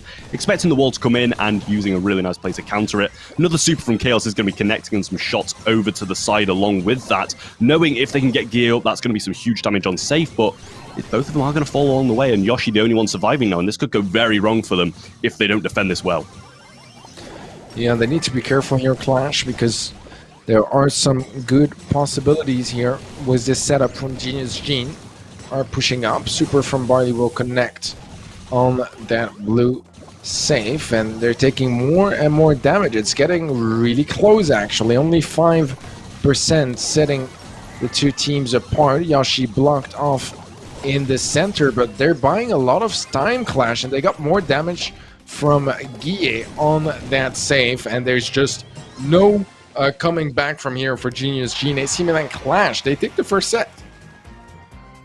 Yeah, lovely plays from them, and twice the same comp for and against them. And they've taken the win against it. I would 100% say that Sprout is going to be hugely crucial to be able to win this matchup. And Genius Gene just letting it slip twice. AC Milan Clash giving them a lifeline, and they're not there to grab it. Taking the first set now, going to be heading on to a map that they picked. And that is going to be a very, very good reason for them to be able to take this game 2-0, should I say. As you say, Bounty is their second best game mode. Yeah, it's not looking good for Genius Gene, because as you rightly said, right now this was what they wanted to play, right? They wanted to be on hot potato. I think that statistically they should be really happy with hot potato being the first set.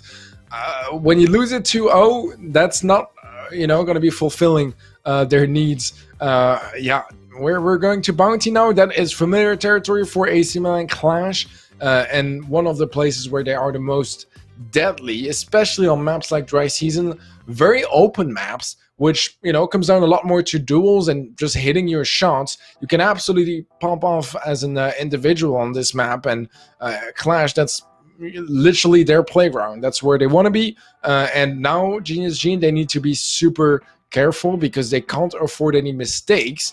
And so far, I wouldn't say they've done a lot of mistakes, but they're going to have to play a lot better because now it's familiar territory for AC Milan Clash, and you got to be scared of them in Bounty.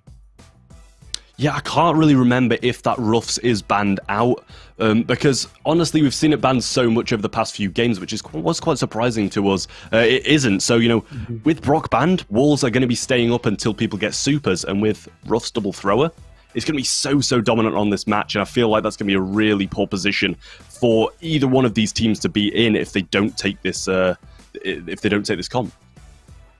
Yeah, that's a very fair point.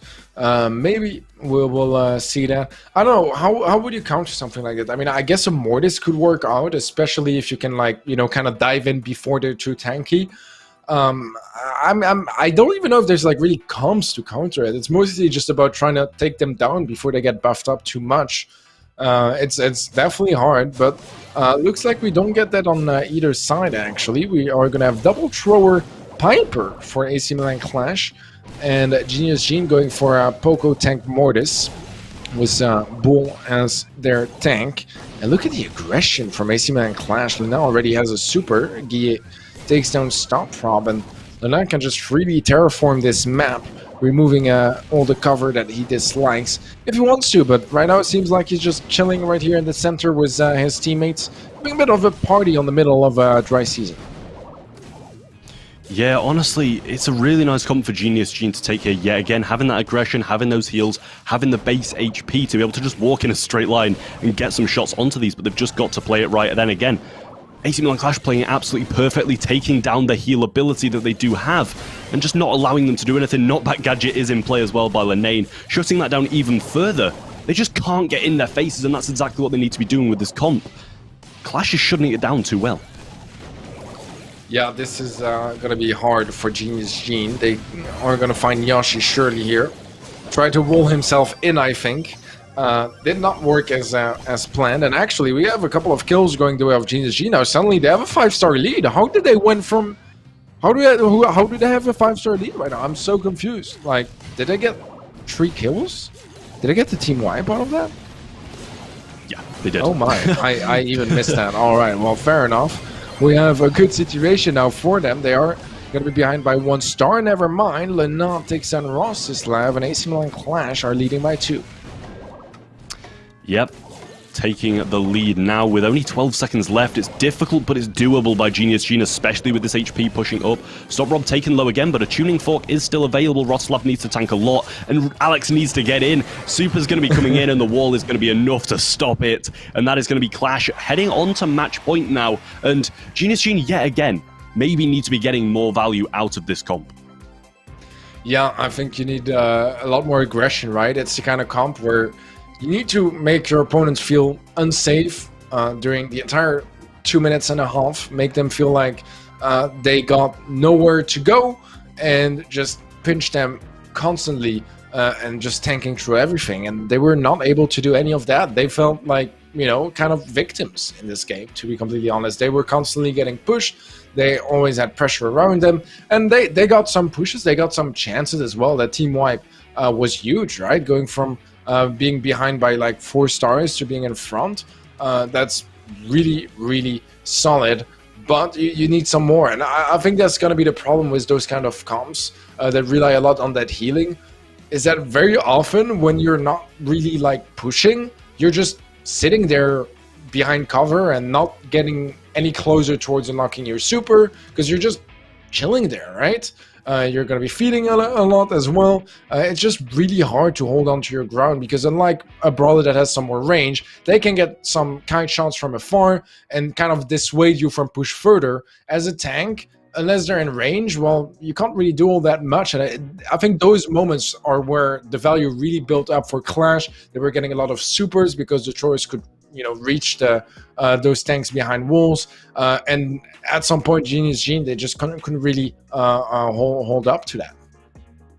Yeah, I mean, with an aggressive comp like that, you've always got to stay on the offensive and don't let them push you back, otherwise you're hugely on the back foot and you're just sitting ducks with no range, no long-range DPS at all, especially with the likes of Poco being your healer instead of the likes of a Byron or something like that. So you've got nothing to keep them at bay. And with two throwers, they just sit behind walls and spam at you. There's absolutely nothing you can do on the back foot, and that's what we saw when they did eventually get pushed back after bringing the triple kill in. It was just a totally different side of momentum as Clash just took those kills, took the lead, and then they were able to just be a bit more passive because of that lead that they did have. Yeah, just really well played by Clash. I think especially early on, because Genius Gene was the Mortis, they basically had the blue star for free. So that's very nice, but it didn't take long for Clash to catch up, and then suddenly that whole advantage, and that's something that you really need to play around with, that was just gone. And look at that. We got Golden Shelly from Yashi coming in, and honestly, he's going to be really happy with the fact that Genius Gene are playing the tanks again.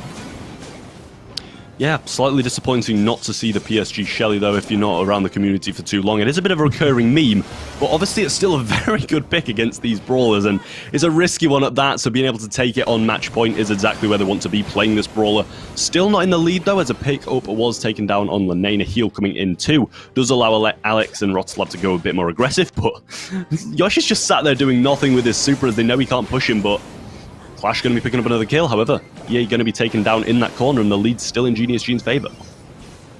Yeah, I feel like with this comp, they shouldn't struggle this much at Clash, but Genius Gene is still on top right now by 2 stars. They're slowly pinching them in the corner and making things very difficult for them. Yoshi is going to help Lina take down Alex. Stop prop is just barely out of range to get the trade.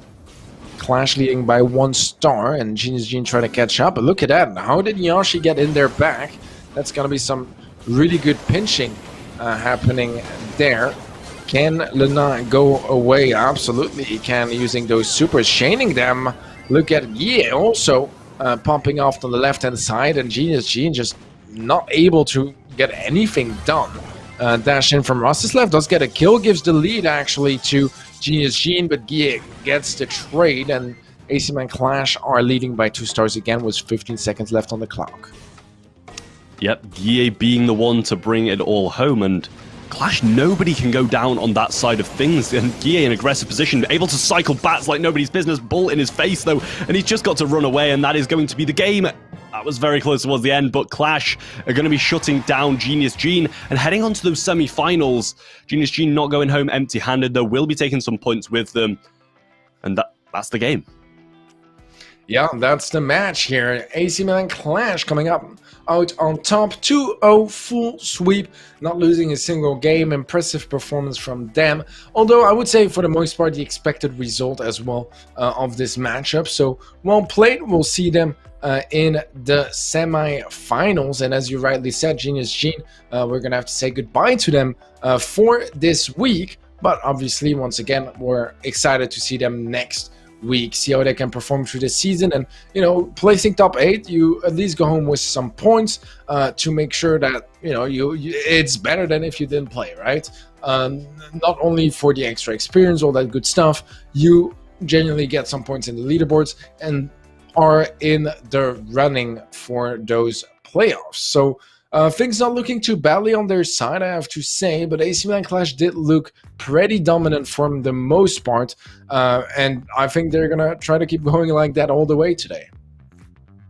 Yeah, I mean, they're going to be facing tougher and tougher and tougher opponents as they progress through this bracket, and Honestly, Clash are the people who can answer to anybody in this tournament, rated second in Europe at the moment. Obviously, we have said before, and the number one isn't going to be participating today, so SK Gaming aren't going to be there to face them in either the semi-final or the finals, and that really does open up a lot of possibilities to see who's going to come through on the bracket. But looking at this bracket now, semi-finals are here.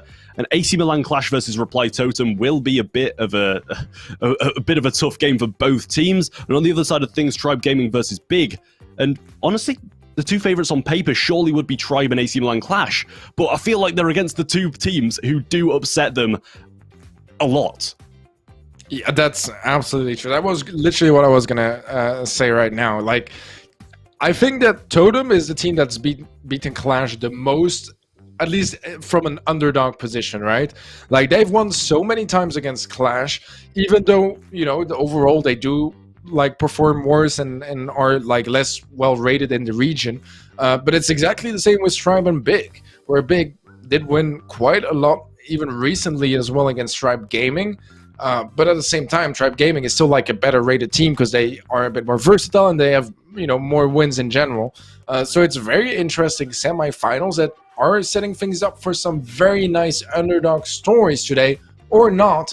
We will find out in a couple of minutes as we head towards a quick break. We'll see you guys in a couple minutes.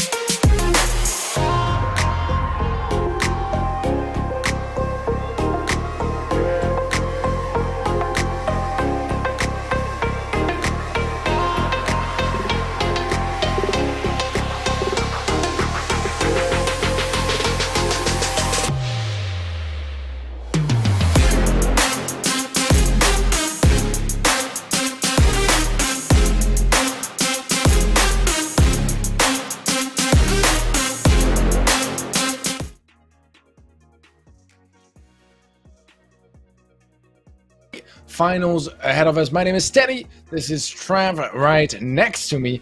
And I think we're starting off with an absolute banger here. Tribe Gaming versus Big Clan. I mean, two teams that have a bit of a history against each other, not necessarily for the right reasons for Tribe, I would say. What are your thoughts on this matchup?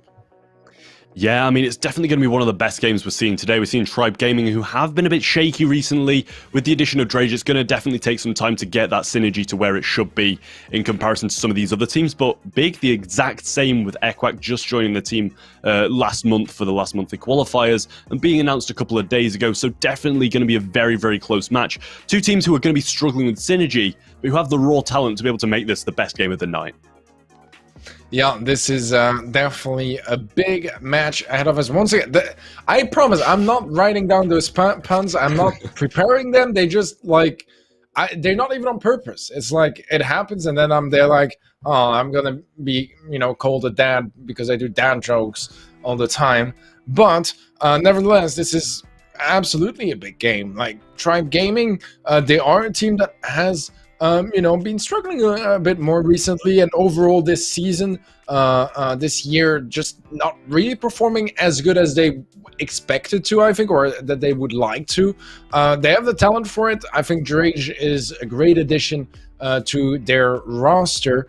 I think the big difference as well between the two teams was their recent roster changes, right? Drage coming into Tribe and Equac into Big. I think Equac brings a lot to Big Clan. I've talked a lot about him earlier, but I know the guys in Big Clan really well, and I think he brought a lot of experience to them as well that they were lacking. That, you know, they never really had a player that had gone to the big events and performed there at the top.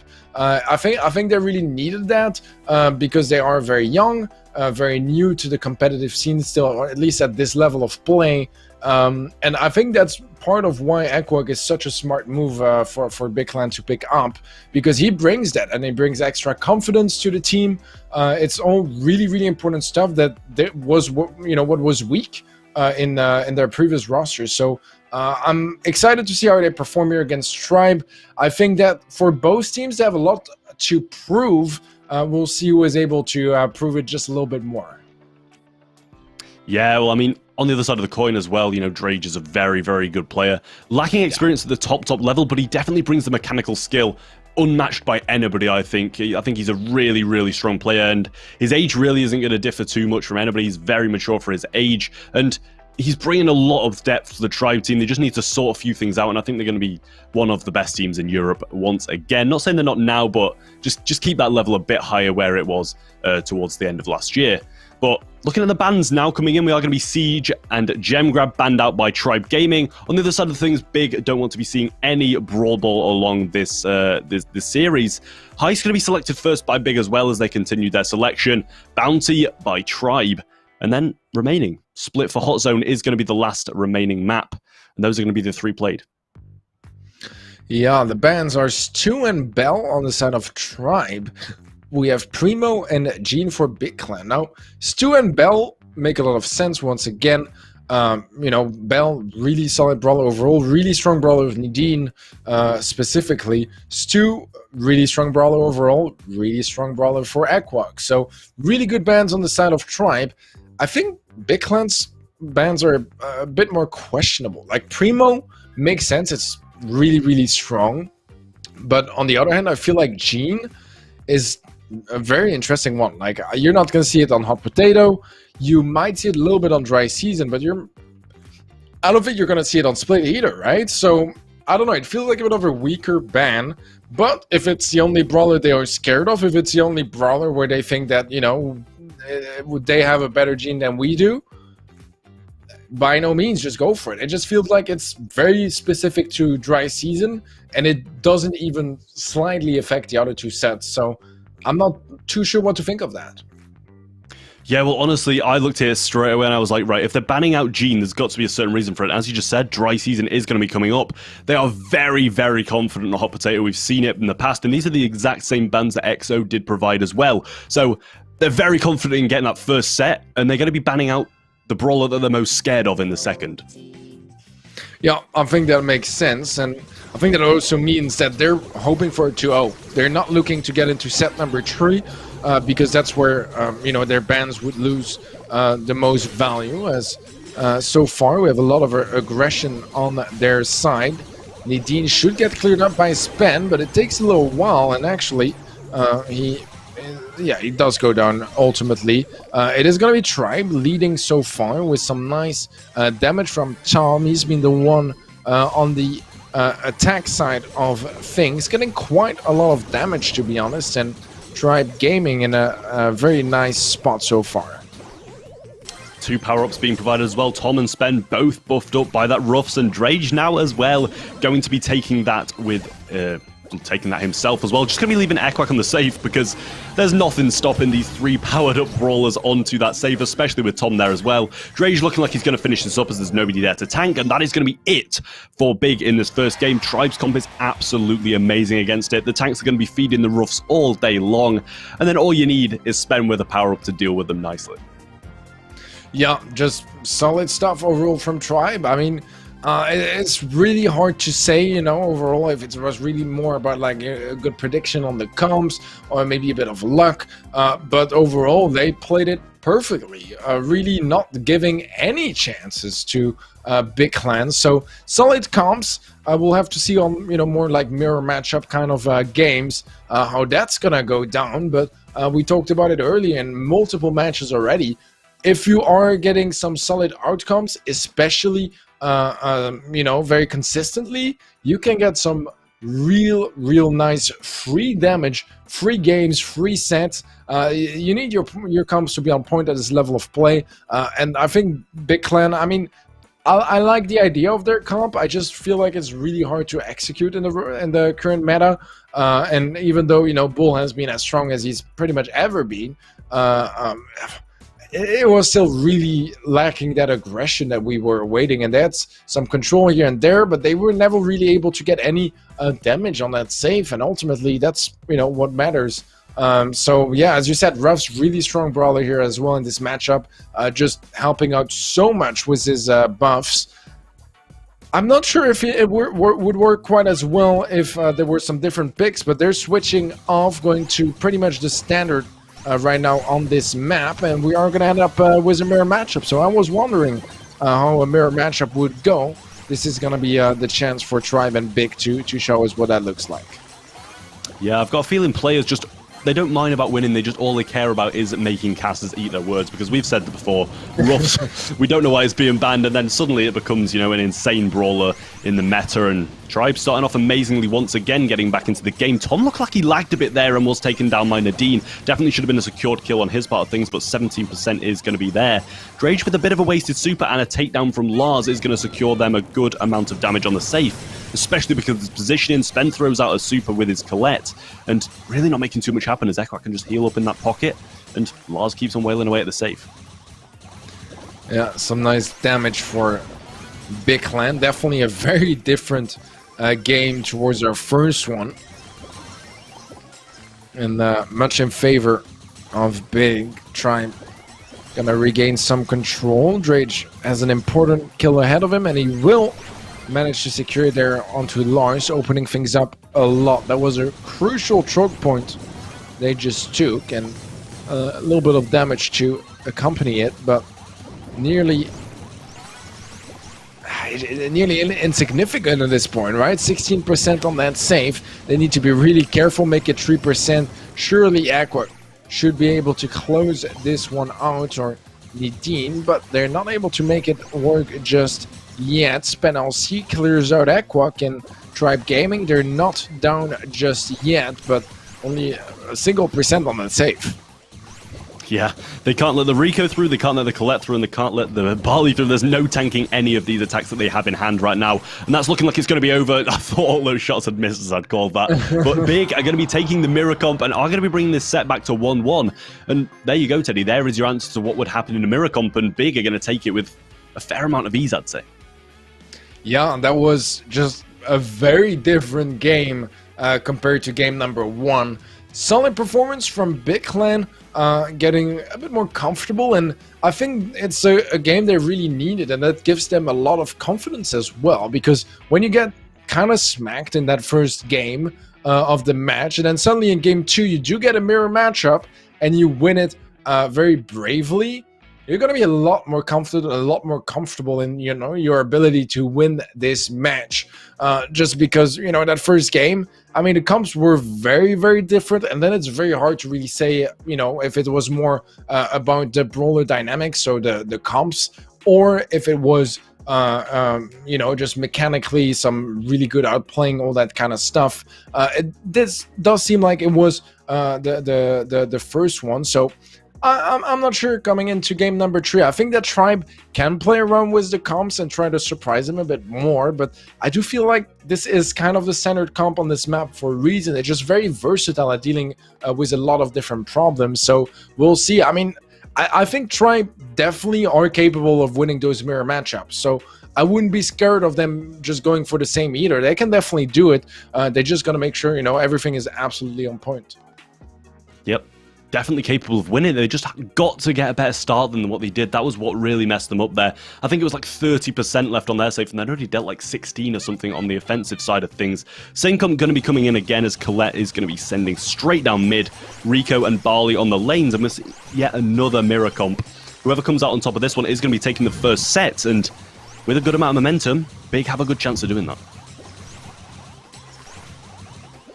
Both teams trying to create some space early on. Spen pushing up, does miss a couple of shots and ends up going down. Super from Equark doesn't find a whole lot of value. Drage down to 500 HP, but not down just yet, and Lois a bit late to react, can't quite take him down as he healed up. And right now we have Tribe with a pretty decent early lead, and that's what we were talking about earlier with the mirror matchup. It can absolutely go either way. Spen does go down, does find a little bit of damage before that, and Drage is just, look how much control he just offers to his team, single-handedly blocking off the right lane and mid from Big. Just no options whatsoever to push up, and we got more damage coming through. This is looking a whole lot like Tribe picking up this set. Equark also dashed against the wall, not really going to be helping out right there, but Spen with the super able to seal the deal, and Tribe Gaming take this first set.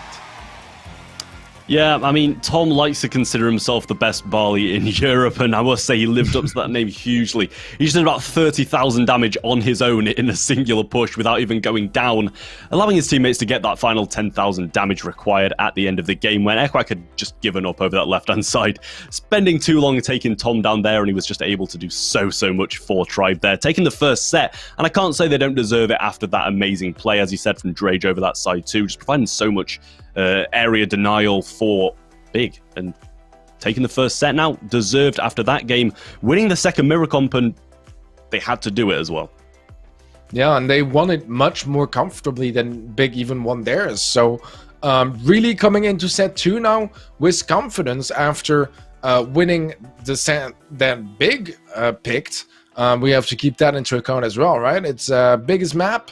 They performed amazingly on it before, and our Tribe, they just take it away from them, showing that, yeah, we are gonna be a huge problem for you guys in Bounty. Now, there is the Gene ban, which, as we talked about earlier, only applies into the second set, so Big have that in their favor.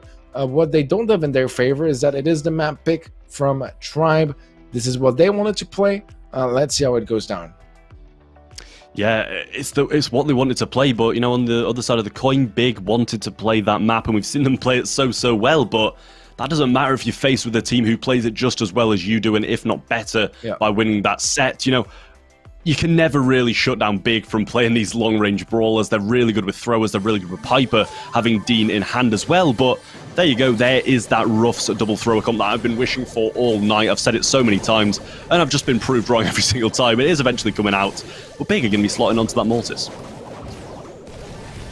Yeah, I think that the Mortis is really going to be about finding kills early on, opening things up, and trying to make sure that there's not going to be a snowball effect from Tribe Gaming as they level up more and more for the late game. The Aqua takes a lot of damage, goes down to Drage. Solid shots from Drage as well, able to connect every one of them. And that's what it would take to take down a Mortis at that distance. So, good plays on his side. Tribe leading by 1 star. And Big, they got a lot of catching up to do. Aqua goes down once more. Tom with another kill onto Lars. And that's Tribe Gaming leading by 5. Solid position to be in. Big is in trouble.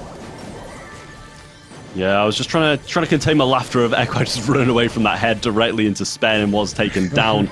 Tom's head did absolute wonders there yet again for Tribe. It just seems like he's playing such a good game today. And another one available is going to put Equak at a bit of a back foot. Can't really push him at this sense, but he has baited it the other way. Knockback coming in, and that is going to be him taken down again. Really just feeding stars at this point, and Tribe are holding on strong. Do have a lot of HP at this point as well, with that field promotion coming in from Drage. And the upgrades are there too, so Big in a tough position now, going to be heading on to match point if they can't make a wonder happen.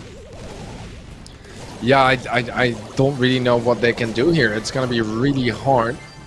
And Lars going down 15 seconds before the end is definitely not going to help out either. Aquak looking to heal up a bit before a push.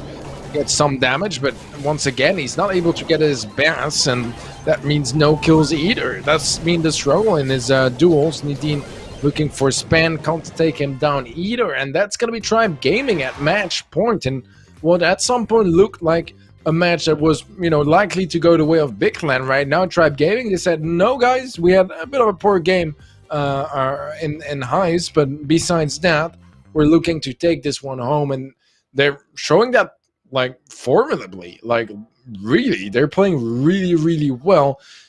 If you look at most of the games we've had on the menu so far in this match, Big did not stand a chance. Yeah, and I'm just so glad I kept on reiterating that comp was something that can be played, and I've been proving it now with a huge win by Tribe. Heading on to match point now, not sure if they're going to stick the same, but it's just so good at holding that back line, and that's all you need to do when Bounty, especially. They didn't get that first star, I don't believe, but with Mortis, you've got to push into them, and it's just going to be, at some point, you've got to make a move, or you're going to be in spawn near enough the whole game, especially with that Mortis. Just can't do anything at a range, and that's just allowing Tribe to sit there, get powered up, with that feed from Equak as well for the supers, get those power-ups going, and get the field promotion going too. They got the blue star, right? Like, Big got the blue stars, so I'm not sure, like, I mean, they had to go in at some point, otherwise they would be facing a 10k HP tick, which is not something you want to be facing. But at the same time, it did feel a bit more rushed than it had to be, in my opinion. Like, he kind of went alone, and I don't really know what went wrong in the synergy of Big Clan and then their teamwork for that to happen. But it just can't go this way, and they're actually going to go for something very similar once more. Aquak not going off the Mortis, and once again going down. Tribe Gaming taking the 1-star lead was down. Yeah, and Drage now just providing some heals to Tom, and still lead for Tribe Gaming now. Equak's going to be forced to push in again. Just got to choose the right person now. You see Tribe just sticking together when they are expecting him to come in. They've got the last hurrah. They've got a wall that can come in as well when Spen gets it. Some bounce is going to be coming in, and Equak, this is the position he needed to be in last game. Dodging some shots, but a heal from the Garden Mulcher from Spen, and Equak's just left walking around him, dashing through him, but as soon as that gadget comes in, there's nothing you can do. Tickhead going to be connecting onto Lars, and that's a takedown as well. And those Tickheads are just running wild like headless chickens today, picking up kills like nobody's business. And Tribe extending the lead to a 6 stars and blue star in hand. Yeah, I'm not really sure about the headless chicken analogy, since it's literally a head, and it's more like a bodiless chicken. But besides that, okay, Big Clan, they're struggling right now, right? Like, they are really struggling. I think it's really interesting that they decided to go with the same comp, since it did not work at all in the previous game. I do think, like, it is a decent comp again what Tribe is playing, but if it doesn't work, I feel like they should probably have gone for the mirror matchup or something completely different, because right now they're just not even able to get anywhere close to them without, you know, a Tickhead heading straight onto their faces, and a lot of problems accompanying that as well. Aquak 1 HP, nice bats, but he's gonna go down nevertheless, and I don't really see any coming back here for Big, as Tribe Gaming are running away with this game, set, and match. Tribe are going to the grand finals today. Yeah, really nice play from Tribe. I will say though, you know, that comp from Big, I've had the exact same thing when I was playing. You have this mentality of, oh, I just played it badly. You play it again and it just doesn't work again, and then you're like, all right, well, the brawler sucks. Let's just move off it. But it's just too little, too late to be able to do that, as they do sweep that 2-0. Really nice plays from Tribe there, and Big going to be going home with a 3rd/4th place. That's still some really nice points considering how far they've come, and Tribe Gaming take that one by storm, heading to the finals, I do believe. And that's a really good position for them to be in after the first week. Yeah, well, we said that, you know, today's semifinals were lining up nicely for some upsets, and so far, not really in this first one. Maybe that's going to be the case in semifinal number 2. Remember, that is Reply Totem versus AC Milan Clash. Quite a matchup around there. Every single time they've been absolutely fire, but, you know, we could have a bit of an upset again. Maybe it's Clash taking this one home instead. What are your thoughts on this matchup? Who do you think is taking this one home? I don't know, it's just too hard to predict. You've obviously got AC Milan Clash, who are a very, very consistent team, but that all goes out the window whenever they face Reply Totem. I feel it's always a close game, and Totem are always playing really well as well. You know, they've been playing so well recently. We've seen multiple scorelines where they have taken down top teams. We've seen them beating SK, we've seen them beating Tribe in the past couple of weeks as well. It's all going down for Totem now, and they're playing so well, they're on form, and I think they might be able to take this if they play it well. Yeah, I think so too. I think it's more about Reply Totem's performance than about Clash. I think Clash are fairly consistent, whereas Totem, they're a bit of a madhouse. It's really just like one day they're going to be playing amazingly, like literally like the best gameplay you can expect in the EU, and the other day they are going to lose against a tier 2 team, right? It's really, really hard to put them in a box. And yeah, I think it's more about if they can perform at their top, absolutely they can beat Clash. If they don't, Clash, they're usually always quite consistent, quite up there, and really hard no matter what. So I think, yeah, I'm more looking at Totem for this one, just about, you know, if they can get those pop-off moments that we've seen so many times in the past, or if it's going to be one of those off days. Yep, that seems like the story of Totem summed up right there. So inconsistent, but on a good day, they can beat whoever they want. On a bad day, obviously, we know what happens on a bad day. You get taken down, and that's the same for every single team. Bans coming in now, though, and AC Milan Clash did have the first 2 bans, Siege and Hot Zone. Reply Totem coming back at them with a heist ban and a really surprising pick against AC Milan Clash. They're taking them head on and taking them on in Brawl Ball straight away. That is some confidence. Let me tell you that much. That would be like, you know, picking Siege first mode against SK Gaming. Just very iconic game modes for each team. I mean, you have that with a lot of different teams. I think Clash is one of the more famous, one of the more notorious ones. We got Dry Season and Bounty as well. Also a good mode for Clash. And Gem Grab on Double Swoosh, maybe a little bit less, but nevertheless, an interesting decider. Gene and Sprout bans for AC Milan Clash. I think they make a lot of sense, especially Gene. Sprout, I mean, I think Totem have a good Sprout. I do just feel like IKL's probably is the better Sprout of the two, so not entirely sure why. But maybe they, you know, maybe he's not going to be playing all that much, or they just got some comps planned that they don't really want to be facing any of that Sprout. Bell and Primo, standard bans, we've seen them over and over again today. Not too much to say about those, as they're pretty much expected at this point. Yeah, you know, Gene, it can be... Oh, jeez, my voice just went. Gene can be used on any one of these maps. Like, he's so good on every single one. I mean, Sprout, as you say, they've got Chaos, but they've also got Yoshi now as well. That's like the ban I would have never expected to see from that roster in my entire life. True. But Bell and Primo, on the other hand, are things for Totem. Kind of expected. We've seen a lot of teams banning out those brawlers.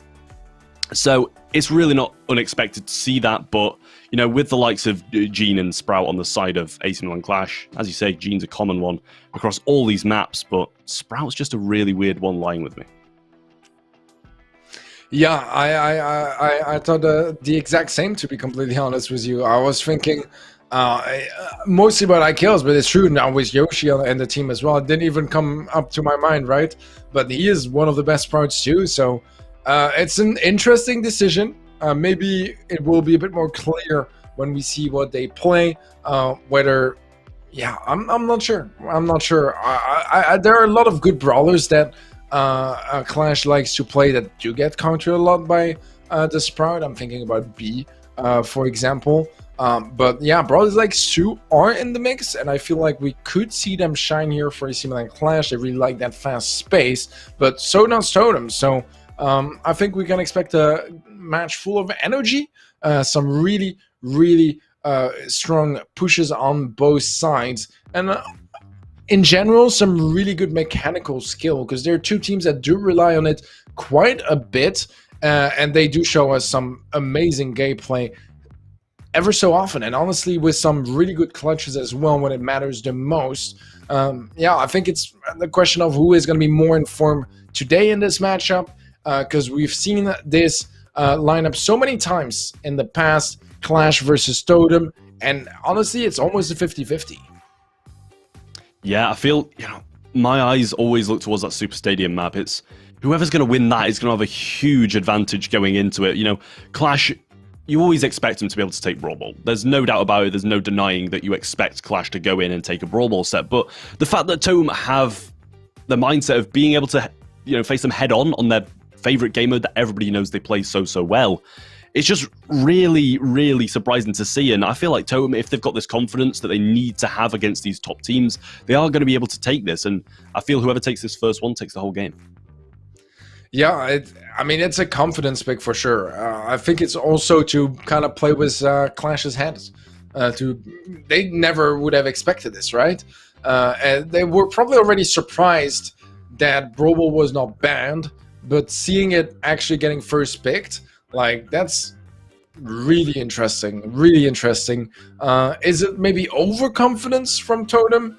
I guess the results will have to tell us that. But it's definitely quite a lot of confidence as we move on to game number 1 between AC Milan Clash and we're playing Totem. So far, we got a B matchup in the center, Barley matchup on the left lane, and then Ems versus Mr. P for the right side of the map. Mari taking a lot of damage. He does get the shot though, and it stops on the line. That was so close, but I think we can just call it good calculation from Clash. Yeah, let's go with that. But I will say it's very refreshing to see a bit of Mr. P on this lane, especially against Ems. We've seen it. Absolutely amazing pick against Ems forever. And, they're going into this. They want to get those matchups, and a nice super from Gear is going to flush out the mid. We've seen Yoshi taking a lot of heavy fire from Mori so far, though, hitting back now as a nice tank comes in from that honeypot. Is going to be able to tank that big shot from Yoshi, and now it's all square again in the mid as Soydebrez are going to be trying to get that side back, but Mori also needs to try and make something happen as it looks like he's heavily pushing Maru back into his half of the map.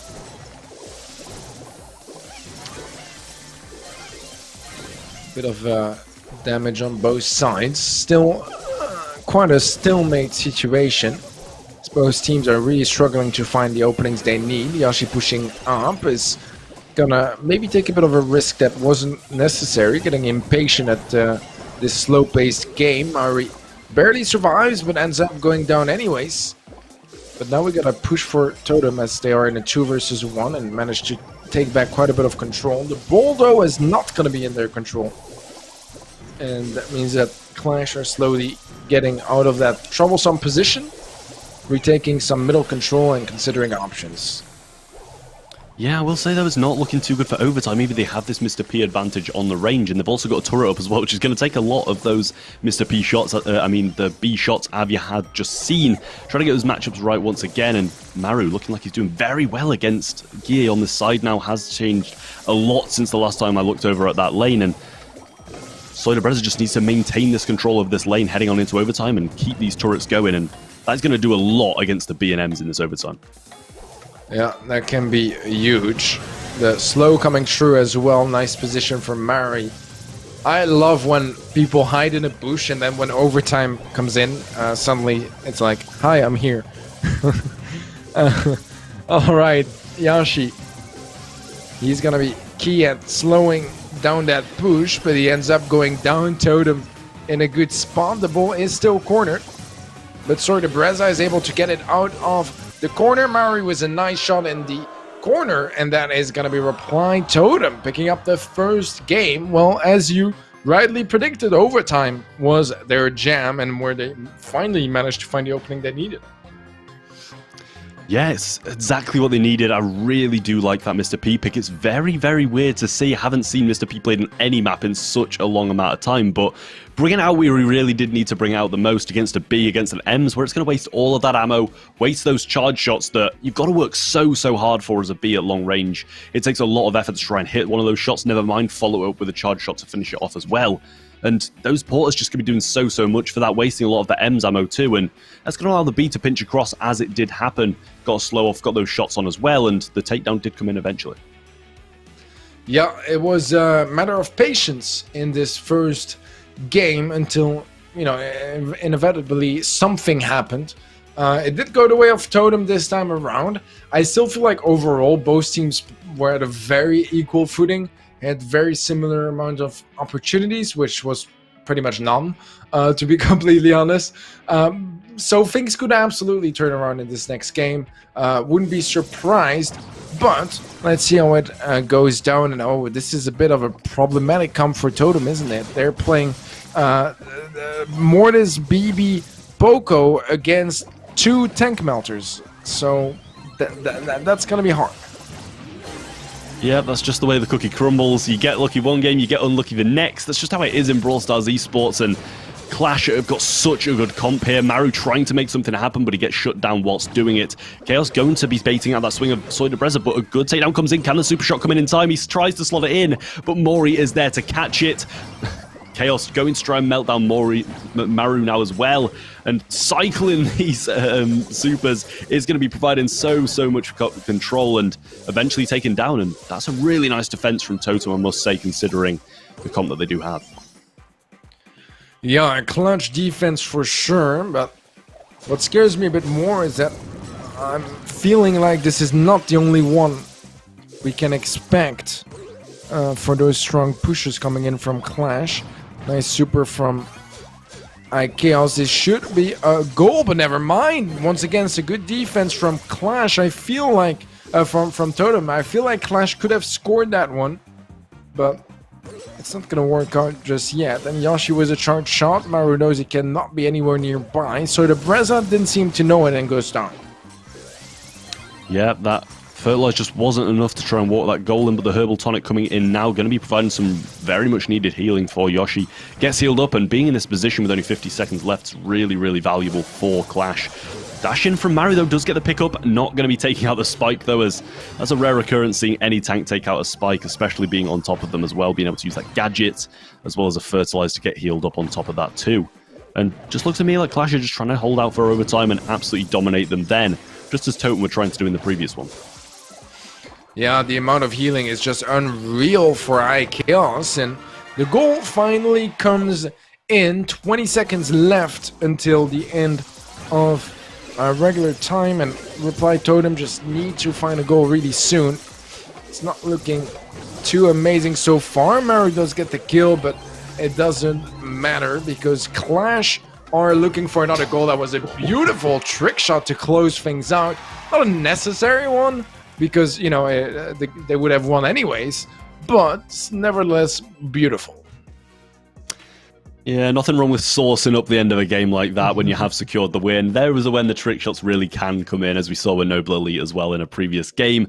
That's when you really can just, you know, play a bit with your opponents, and when you've got a guaranteed win, that's when they can happen. But 1-1 though, don't want to get too cocky too early for Clash, as they have still got a game that can go down here. 1-1 next win is going to be taking this first set, and as I said, that's going to be the one that really does matter in this one, in this series, should I say. And I honestly don't know who's going to take it. It's come down to two really good matchups, so honestly, I'm really hoping for a mirror next. I'm hoping for it too. You know, we just had a very nice counter matchup in favor of Clash, and they barely won it, to be completely honest. I mean, not really. They were pretty comfortable, right? But I still feel like there were a lot of mistakes on their end that are maybe not really characteristic of a team like AQM. So looking to see if those tone down a little bit in this next game. It's a big game for Totem, especially because it's their pick. You would expect them to be confident, especially you know, picking Brawl your first set against Clash.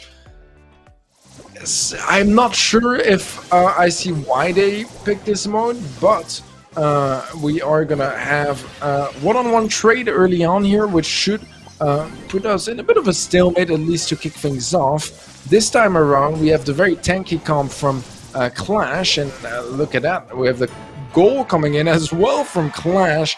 Nice way to kick things off. They have a B on Maori, but just not enough damage to deal with all three players of Clash and make sure they can push.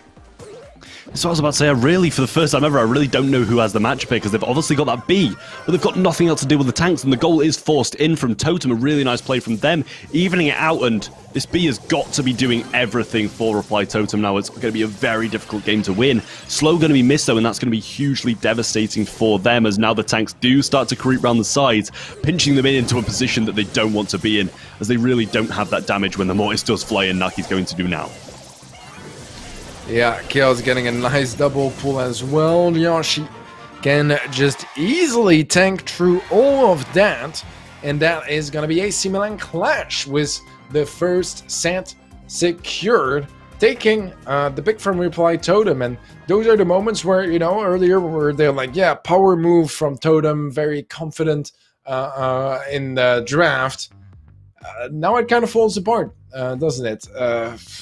It's going to be hard from here on. It's gonna be really hard, and I'm not sure if Bounty is gonna be harder than Brawl, or at least if Clash is better at it.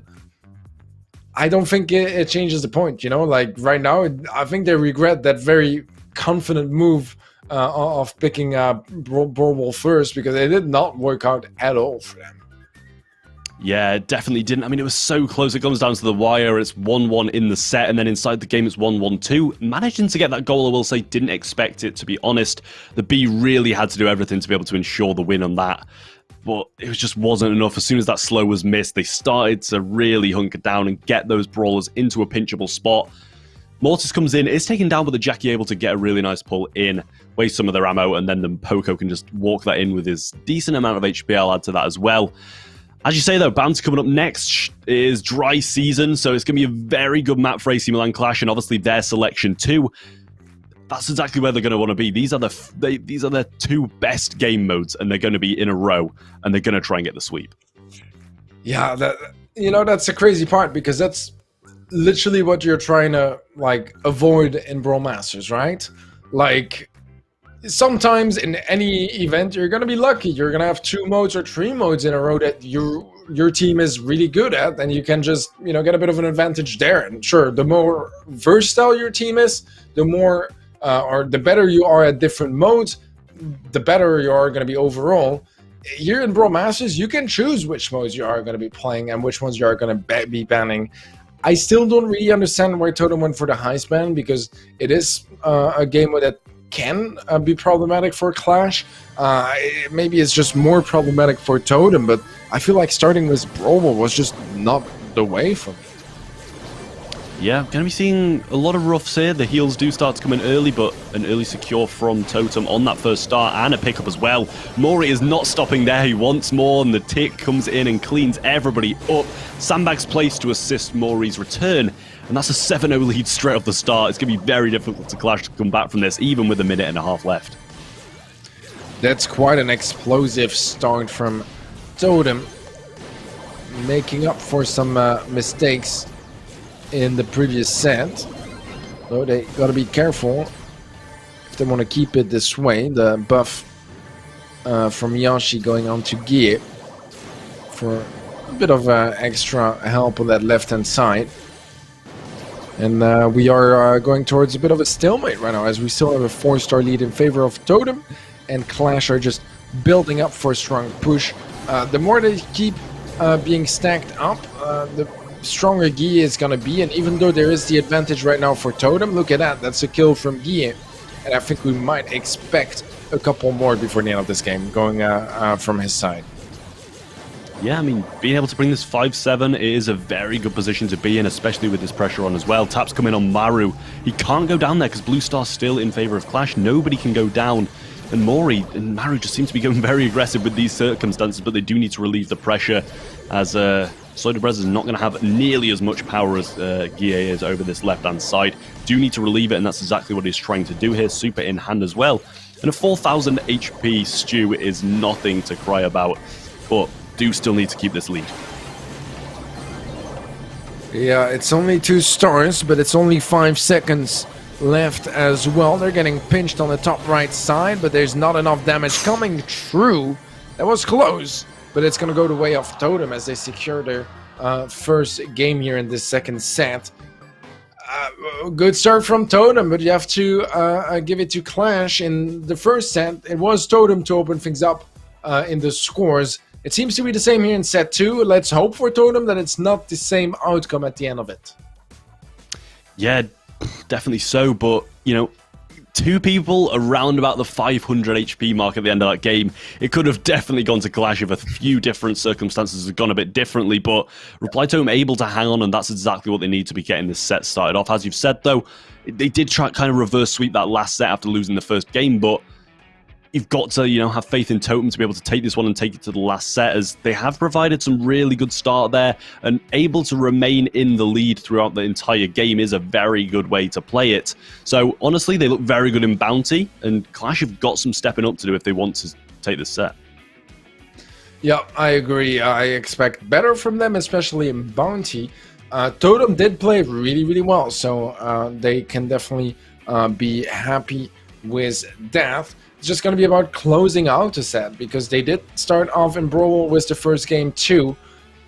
They couldn't quite close out the set. It was close as well, but right now we need conversion on the side of Totem. We need sets, not just games. Otherwise, it's going to be a quick affair, and we are going to go to the finals after a couple more games.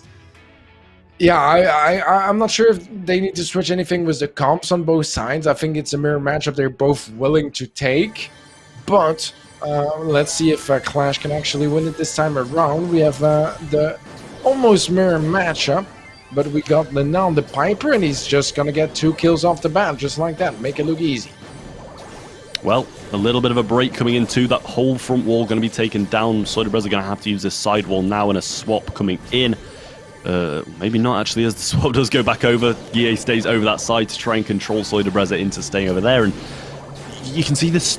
The Ruffs, and no, they're not playing together with the Ruffs to get those heals until just about now, and it looks like Clash are trying to do that as they do stack up here and try to take advantage of what they've got.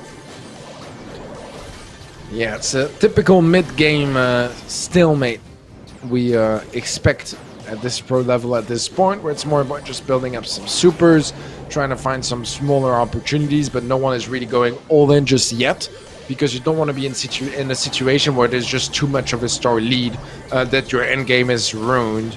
It is going to be another kill from Lena.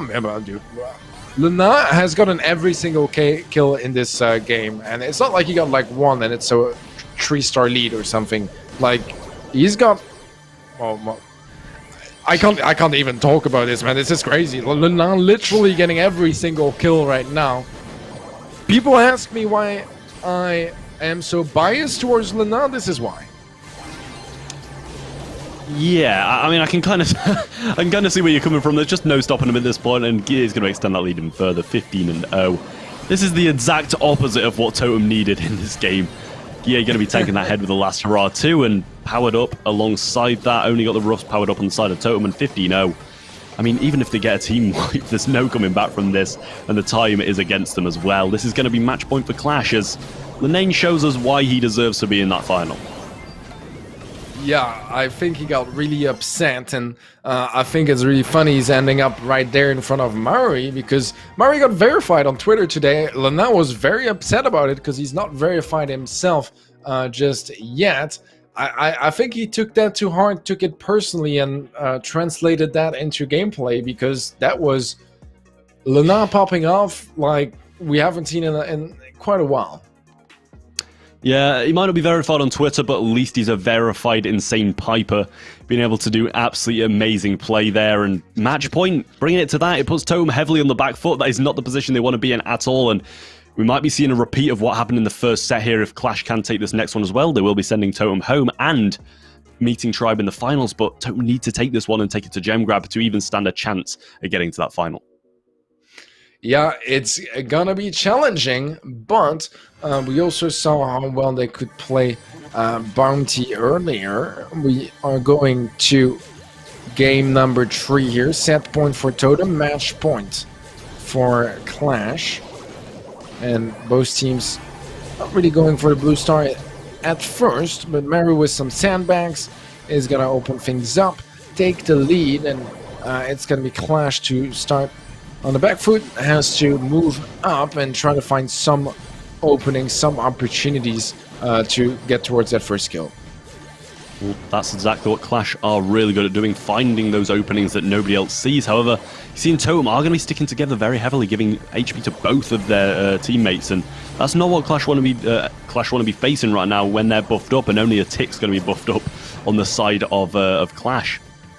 Piper's going to have a lot of HP when he heals up here, and that's not going to be what Linane wants to face at all. Yeah, I love Gia trying to go to tank that homemade recipe, but didn't seem to connect on either one. And then does go down, and this time around it's going to be Totem with first blood, gonna take the 3-star lead now, and Clash have quite a bit of catching up to do. 3 stars is nothing they can't come back from, but it is at a point where they need to be a bit more careful. Yeah, I mean, Linane with the jump out there, and 3-star lead. Now they've got to make something happen. Soydebrezza does have that power-up, which is absolutely nothing on Guille, as he just doesn't have anything in hand, and Linane's going to fall over that side too to a very healthy Mori on Piper. It's looking like Totem maybe going to take this set unless something magical can happen and another pickup from Mori. Comparable to what Linane was pulling off last game, but in a mirror comp this time, and it's looking very, very convincing for Totem. Now, pickup does eventually come in, and maybe this can be turned around if Linane is able to do something. That's only 1 kill on Mori is all they need. The tanks are going to be there, but Yoshi just looks like he's going to full on send it in. They can't get him as he takes flight, and that is going to be a set number 3 required to see who's going to take this one.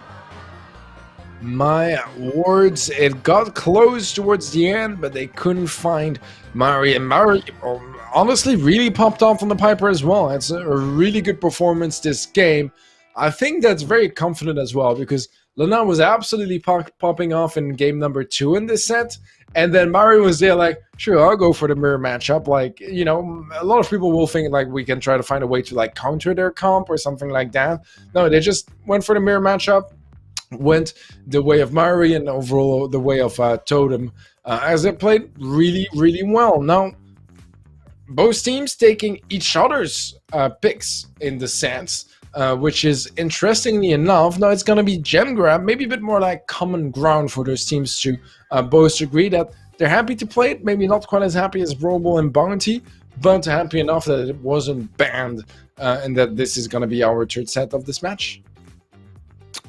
Yeah, well, honestly, really not sure what I'm expecting to see come out here. We did see the Gene ban, right? So, probably Stu or a Sandy mid, as we said last time, and then, you know, Amber and Tara are still going to be very, very dominant on those lanes, and it's a tough map to see who's going to come out on top of this, especially with those fixed gem spawns. It's very, very patient now, instead of being very aggressive like it was prior to that change. You know, with your Tara supers, you usually stay in the bush and waiting for someone to make a wrong move instead of trying to force them out of that position. Yeah, I agree. I mean, you need more now as well to justify a mid take, because before the change, before the gems, when they were still randomized on the spawns, you would know if it was going to spawn on your side, on the enemy side. You would have no way of knowing when they spawn where. If you get unlucky and 2 or 3 spawn at the same side, you can get a lot of problems like that. And the way to mitigate that risk was to play more aggressive and make sure you had control so that it wouldn't matter. Right now, that's not the case at all anymore, which also means that if you play more defensively and just make sure that they never steal the gems that spawn on your side, then you're going to be fine, right? Because you're just going to be, you know, building up your own gem count until there's a crucial mistake where you either take control or manage to steal the gems from your opponent's gem carrier. Yeah, that's why it's such a passive map. Now we are going to be seeing, I believe it's going to be Sandy mid for both of the teams, looking at what we've got on the map here. But Mori going to be taking those 3 gems off the start. A great start for them, exactly what they needed. And we're going to be seeing a spike on the lane against the Amber. Honestly, it's a very good pick, especially with that tank ability, but all these brawlers can pierce. It's really not going to do too much. And Mori with a beautiful start, Linane with a wasted gadget. Totem are looking very strong right now. Yeah, right now, Totem in a really good position. They have a nice early lead. A nice pull, though, from Guille. That could turn things around, but Maru is going to respond with a nice double pull of his own to close things out, close that fight out, and get closer and closer towards that countdown. There are gems that could get picked up soon enough here. Nice stun from Mari. Now low HP goes down, and that's going to be enough gems for the countdown as AC Milan Clash is running away. Not running away, rather. Totem. Sorry, I had a hiccup now as well. Everything going disastrously for the cast here. But it's Clash with the countdown once more. Totem able to stop it just for a second. There is a pull available from Maru. Does throw it at no one, but look at that. Can they stop this one? Doesn't seem like it, and that means that Totem are going to get to match point here. Clash, they went from having a match point of their own to now suddenly facing it. That's going to be quite a harsh position ahead of them. Yep, a little bit of a viewing angle swap there, guys, so don't forget that it is Totem on match point and not AC Milan Clash. Just to confirm with you guys, but Totem played an absolutely amazing game there. I will say the control they had off the start, having that 3-gem lead, already puts Clash on the back foot. Never mind getting kill after kill on those sides and just taking control of the entire map, near enough the whole game. Sandy Super's raining in left, right, and center, and that's exactly what you need to do. We saw a couple of gadgets wasted from Linane there. Not going to be paying off a huge amount. You do need to try to get the maximum amount of supercharger fires. That's the deciding factor in near enough any game containing Sandy. Yeah, I completely agree. I mean, Sandy is one of those brawlers that not only is very good individual, you know, to play and win lane, win matchup, clutch up. It's also just super strong for your team. You have a lot of utility. There's a lot of brawlers that are like that. Max is another example as well that is super great at winning individual fights and being a highly mechanical brawler. Definitely much more mechanical than Sandy, but that at the same time does provide a lot of utility to the team. That's the kind of aspect that makes some brawlers really strong, and Sandy is definitely in that list. It does look like we have a bit more of an even start. Actually, Totem a bit more aggressive this time around and not gonna burn down, but Mary takes him down before that anyways. Guille looking to take back some positioning towards the left side. Is going to get some shadows down with that green button, but not going to do all that much for Clash as Totem. They kick things off with a 5-0 lead in gems, and they're at match point right now. They're in a really comfortable situation, almost a team wipe as well. The stun from Mari does not connect. He's going to take quite a bit of damage from Chaos, but in the end, Totem right now, they're leading by 7 gems, and they're definitely comfortable with this situation. Torripple in hand as well. He spotted Chaos nicely in that stun available, going to be missed as well, taking some damage from that pet. And Linane in a bad position. This is going to be countdown for Totem when they pick up this 3rd and final gem. Maybe Maru should have gone for that a bit earlier on instead of maybe taking a little bit of time around that side, but gem spawn going to be over that side regardless, and this is 10-1. No chance of a comeback from Clash without a reset, and this is looking very, very good for Totem. Stun comes in though, and the fire too. Can he be taken down by that? Heal's going to be there, but he's going to be taken down, and that resets the whole countdown. Mara in a bit of a tough position now with that Sandy super down as well. As it goes down though, Guille not going to have a super in hand, but now he does, and this could be turned around with a snap of the fingers.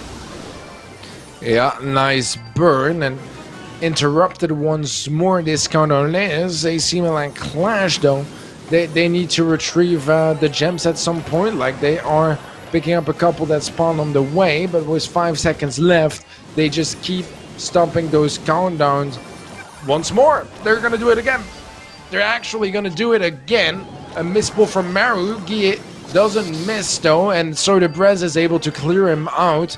That's going to be 17 gems on Totem, and all the progress that Clash has done so far seems a bit lost now, because sure, they've stopped countdowns before, but they were also stacking gems to get closer to maybe interrupted at some point with a tie. 3 seconds left. The pull does hit, but it's a little too late here. Reply Totem run away with the win, and we said it earlier with Big versus Tribe. We expected perhaps a bit of an upset. It didn't happen. This time around in the second semifinal, it definitely happened as Totem take down AC Milan Clash. Underdog story does come true, as Totem are going to go through to the finals against Tribe, which is yet another one of these stories which we possibly can see happening. Totem maybe go all the way and, beat all the heavy competition. There's no excusing the fact that they deserve to take that win against Clash. Taking that second and third set so well, it's really convincing, and honestly, I can't say that Tribe are even, they're going to be able to put up a fight, but Totem with this momentum of beating Clash, I really like the way they're looking right now. Yeah, they are looking hot for sure. I mean, we talked about, we criticized also them, picking Brawl. We know it's a confidence pick, right? It's not that they were not aware that Brawl is one of the best modes for Clash. I think they were confident enough that they thought they would win it and that they would completely demoralize AC Milan Clash with that. So it didn't work, but in the end, the result is the same. It's a win for Totem. That's what matters, and they definitely looked good getting there. Solid performance when, even in Bounty, it was match point for Clash. It looked like it was about to end, but Totem clutched up once more. Guys, let's give a bit of a look at our bracket, because we only got one more match to go through today. That's going to be Reply Totem versus Tribe Gaming EU. Can you describe a bit of the path for those players to get here, Trav? Yeah, so first off, we are going to be seeing Reply Totem taking down KMR GMR, bit of a confusing name to kick off. Farmy Senders up next, who they were able to take down 2-0. KMR GMR only able to beat them 2-1, so a close first game for them as well. Taking down Clash in the semis after that's 2-1 as well, so they've had a very close run through to the finals, and they will be meeting Tribe there, who have taken down Free Agents, Noble Elite EU, and Big, so they have also had a very difficult run to the finals too, considering Free Agents is X0 Zone, who I only realized at the start of the stream they were called that. All right, well, man, that is quite something for sure. Great finals ahead of us. It's going to be a tough match.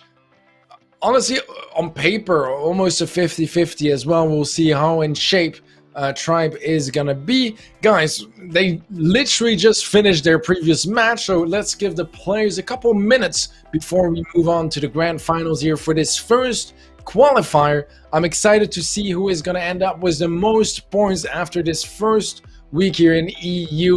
See you guys in a couple minutes.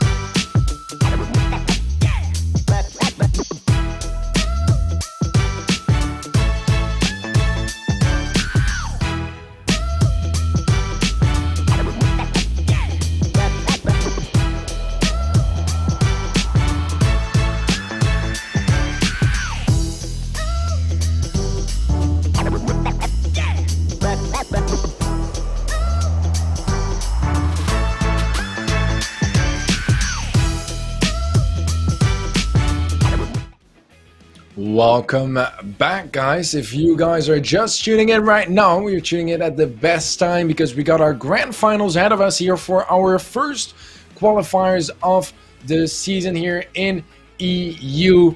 My name is Teddy. This is Trav right next to me. Like usual, I think we got quite a final ahead of us. Maybe not the final a lot of you guys were expecting, but it's the final we got, and I think it's going to be a lot of fun to watch.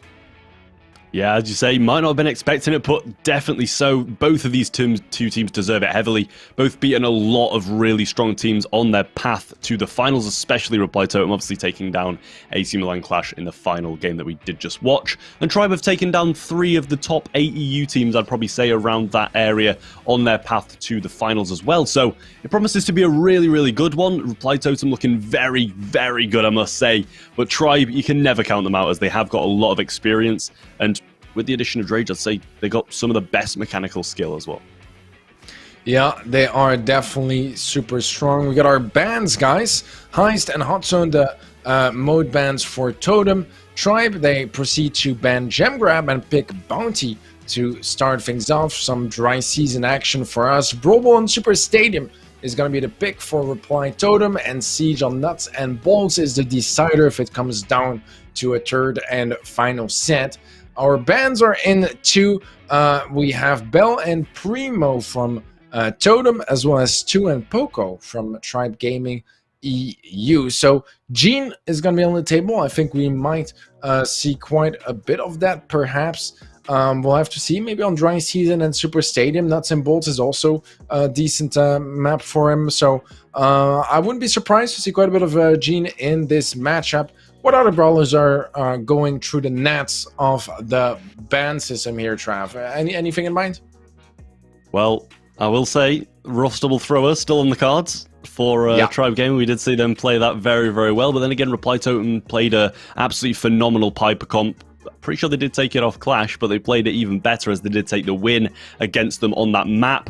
And then following up, you still got Super Stadium, you still got the availability of like a B mid or a Sprout mid along those kind of things. And it's probably just going to be a very, very heavily thrower-based meta as Barley still in Super Stadium and Nuts and Bolts too. Obviously, we know Sprout and Barley, they're absolutely phenomenal as well.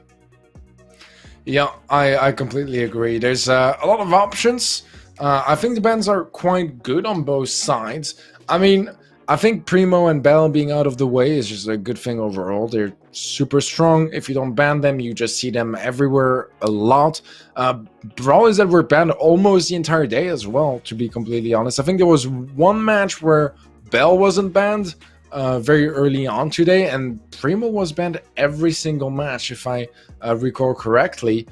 Stu and Poco make a lot of sense too. Both really strong brawlers that can be played with tons of different comps, and just removing a lot of options, especially with the Poco ban, making sure that you don't get any of those shenanigans. Simplify things a little bit in the comps, and that also just, you know, makes it a bit more likely for mirror matchups and a more, let's say, open decisions in their comms. Don't have to constantly think like, what if they go Poco double tank? I feel like when I play, that's always, you know, what I think about as well. It's kind of the question you want to ask when you're like going for comp, like, could we survive a Poco double tank? Because it's pretty much the most surprising stuff that people can throw at you. Even when you expect it, it can go terribly wrong. So I really enjoy that. I think it's a good way of going into those finals, going with some confidence as well on both sides. And honestly, for Totem, it's the 2 modes that, you know, they started off against Clash. And even though they lost Brawl against Clash, first of all, it was Clash. And secondly, it was close. Yeah, very, very close in that Brawl Ball. They're going to be looking to take home this dry season too, but obviously Tribe going to be the one picking it for a bit of a change. Seems like Reply Totem are always stuck with this map, but never the ones choosing it. So it's a bit of a weird one, to say the least, for them, but Tribe feeling very confident, I will say. And Totem going to be picking that Brawl Ball second. Clearly very happy with their performance, even though they did lose against Clash, as you said. Played very, very well, came down to the final goal in a very close series on that map. And we're still yet even to see Nuts and Bolts today, never mind got to it. It just sieged very far back in the minds of pro players, as it does seem to be a very RNG game mode. Yeah, it's crazy because we got 2 what was I gonna say? Yeah, we got a couple of times siege in the maps, but every time it didn't go to set 3. It was 2-0 sweeps. And the other times when we went to set 3, Nuts and Bolts was just not in the list of maps and modes that were played. So interesting for sure, because I do remember seeing it in set 3 like maybe twice before, but we didn't get there. Maybe the grand finals are going to be where we see the first siege action of the day. Nevertheless, we start with dry season. We talked about a lot of strategies for both dry season and super stadium already before. You said it, Ruff's double thrower. You teased it quite a bit before we actually saw it, but when we saw it, it was really strong. So I'm definitely expecting some of that coming into this game, especially since you can't really go for some tanky stuff.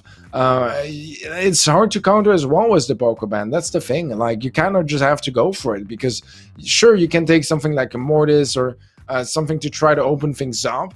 Without some Poco or something like that to heal you up, it's going to be really, really hard to just pierce through that defense, even before they are buffed up. So I think that makes a lot of sense now. I kind of like set the taunt about everything a bit more like globally, and you can definitely feel a bit of a connection here with the Pokeban and the fact that they really enjoyed that Ruff's double thrower for Tribe Gaming. Watch them play something completely different than just, remove my entire point. But yeah, you guys get what I mean.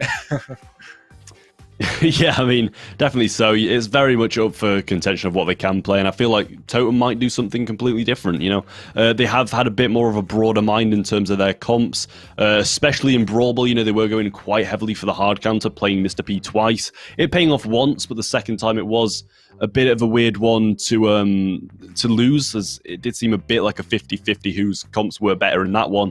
But they're very out there in terms of their comp choices. They choose counter-comping very, very heavily, and I'm not going to say rely on it, but they do it a lot.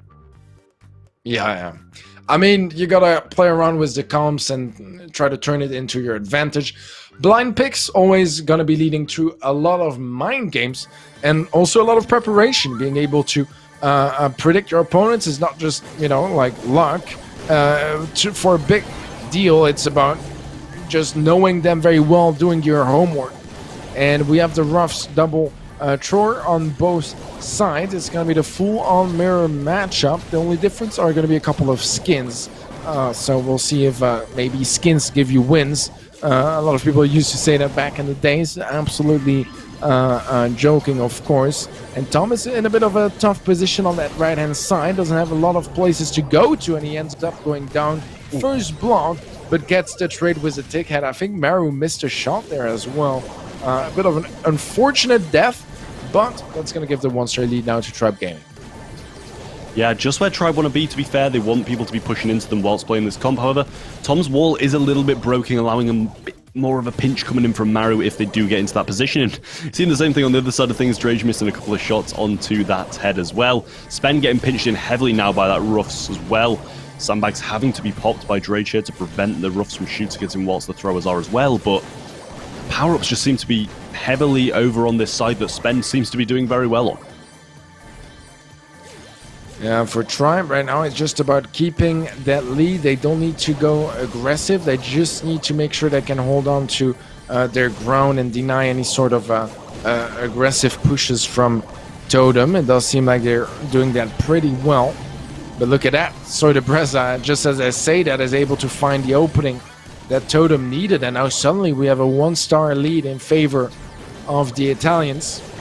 And Tribe Gaming in this last 15 seconds need to find a kill to time things up. Yeah, and it's looking like Tribe are going to be taking it. They're in the spawn, and I don't know if Spen's going to go down here. It's not looking likely.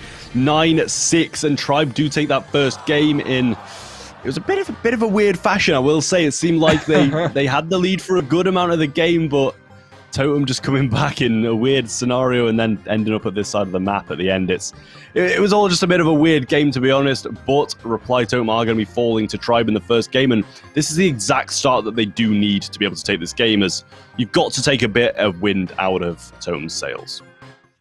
Yeah, I mean, it was a good performance from both teams.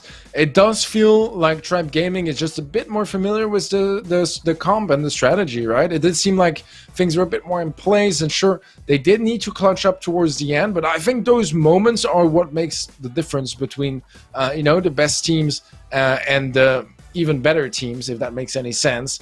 Tribe Gaming, they were in a position where it was looking like they were going to lose. 15 seconds left. They're behind in stars, and yet they were able to easily come back. They're getting a team wipe and winning comfortably in stars towards the end. So it's those very dire situations that really define you as a team and that make the difference. It going to Tribe here, definitely. So very well played. I think that this comp just works really well for their playstyle as well, because you don't really go too aggressive.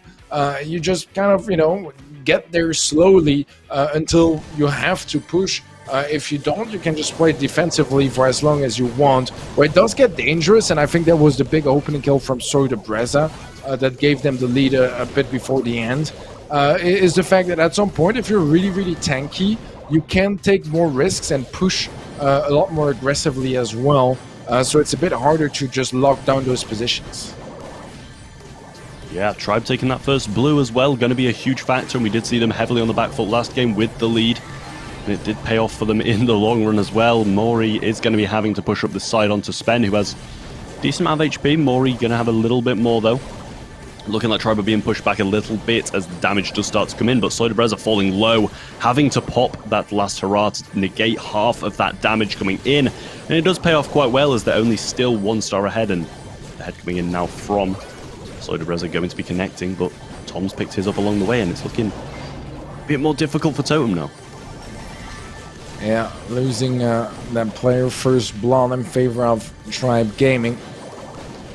And Reply Totem needs to come up with some sort of an answer to those threats from Tribe.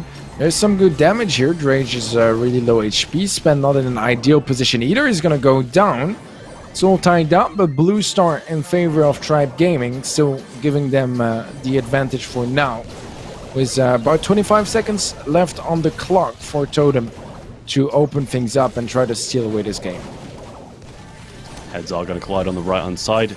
Wall available from Spen, going to be blocking off Mori's path up, forcing him down the mid into a bit more of a position where he can maybe get a bit more value down onto them. He's keeping him away from that bush, and the shot is required. Garden Ultra comes in, heals him up, and Spen's looking very low. He comes in with a heal as well, and the super coming in as well. They're all looking very low, and Breza does go down and trades out as Spen does as well, and they do just take the win as a lovely trade comes in. Tribe take the first set. And honestly, it was a very worrying stance for them towards the back end of that game. But Drage coming in clutch and picking up that final kill required. Close game, but, it still goes the way of Tribe Gaming in the end. Both games were pretty close as well, let's be honest here. And result is a 2-0. That's going to be quite tough for Totem, I think, like morally as well. And from a motivation standpoint, Brawl is up next. It's a really good game for them, so nice chance of trying to catch up. But still, that 2-0, it's a painful one, because I feel like Totem could have gotten a lot more out of this set. Yeah, I don't know. I feel like Totem definitely stood a really good chance of winning both of those games that were taken by Tribe. They just executed a lot better, as you said, between the games there. You said it just seems like Tribe have a lot more execution in this comp and a lot more experience as well. And I feel like that did show quite heavily in that second game there, as they were just able to hold on and they played it absolutely perfectly to that extent as well. But Totem just looked so good on Brawl Ball. I'm kind of expecting a third and final set here if they do play it how they did against Clash. Yeah, I agree. I think it's absolutely a possibility here. Tribe Gaming, I mean, Brawl is kind of inconsistent on there, and they have some days where they play really well, and you will see them beating out some of the best teams on this mode, and a lot of other days it doesn't quite go as smoothly. So I'm interested to see what kind of day this is going to be in the end. Totem, they need this one. They definitely want to try to take that first place. I feel like Totem is one of those teams that we don't really expect to be, for example, taking first place in every single qualifier. So just getting in first place in one of them today would be huge at securing the points they would need to make the difference towards the end of this season and qualify for the playoffs. So quite a bit on the line here, I think, for Tribe Gaming as well. They want to get this first place, just get confident and comfortable in this season of Brawl Masters. Just after week 1 and being there like, all right, we just need some decent performances from here on to qualify for the playoffs. And, you know, if they can get more, they get more, but just get a bit more safety in this season. And there you have it. There is that Mr. P coming in, and Tribe are going to be sticking to something they're quite familiar with. The throwers, we know they absolutely love them. Tom played an absolutely amazing Barley earlier and is sticking with that heal star power, which we have seen him play quite a lot as well. Maury going to be taking a pinch down on Drage alongside Soydabreza too, picking up that kill. Looking a bit too low to push down this middle, as we know Sven does have that 3-shot capability on both Barley and B. Alright, charge shot doesn't connect. Second one does, but is shielded off. Let's see if we can have any openings here for either teams. We see some gadgets being punked left and right. Mari did consider going for the angle, couldn't quite get there in time, and Tribe Gaming were ready to close that option out. So the Brez is still on the Mr. P as well. I feel like that's quite an interesting pick. We've seen it play it early against Clash. Brawly that is very much off meta. We don't see it pretty much at all anymore. But it's not that bad, to be honest. I still feel like there's quite a bit of versatility to it, and you can do some really interesting stuff, especially against those throwers. It's a lot of ammo to take down those porters. Yeah, it really is. They've got to take a few shots at it to get them down, and he's winning this lane against Drage absolutely perfectly. However, Tom's been keeping quite a good clamp down on this right-hand side up until about now, where he has taken a few shots and the super does come in, going to be forcing him back. That's why that super is so good, just for the zoning. Tribe are heavily in spawn now, 45 seconds left, and then you can't be thinking that you can take this to overtime with that thrower comp. It's just so difficult to win it. Tom versus Maru over this lane are both very low, and Drage is still yet to get a bear in this game. Needs to try and get that super for overtime, tank some shots, get up the map, and that's where they need to take control back via that super. Definitely looks dangerous if we go to overtime. I would not be surprised to see Tribe going a bit more aggressive right before it, trying to get a good position to not get deep in overtime. And look at that, just as we call it, they start moving downwards, looking to get closer and closer to that goal. Mari does find Tom, and overtime it is. And now suddenly those throwers, they lose so much value. And I mean, Mari on the B definitely looking to get a lot of damage dealt from afar. I think Tribe's best possible scenario right now is trying to play for a draw, but even that is a bit of a stretch. Spen going to be throwing out that gadget and then using another super, and they've managed to push through the wall by that time round and get the pinch in from Soydabreza. Drage still unable to get any shots off. Tom being taken down by that super as well. Super shot available from Maury. They've got to be able to take down Drage there to be able to stop the ball in, and it's just going to get past him. I don't even know how that went in. It seems like he's bang on the line there, and it looks like he's right tucked into the left-hand corner. I have no clue how that's gone past Drage, but an absolutely lovely shot coming in and finishing off this game in a game that Totem really needed to take to get that momentum back in their favor. Man, that was a really tight shot. That was a very small angle, but he makes it work, and that's a game that Totem desperately needed.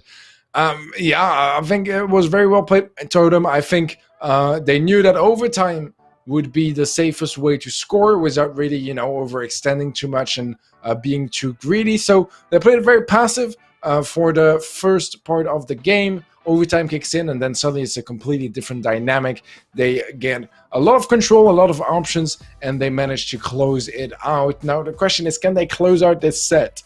Then we could be looking at set number 3 and go all the way.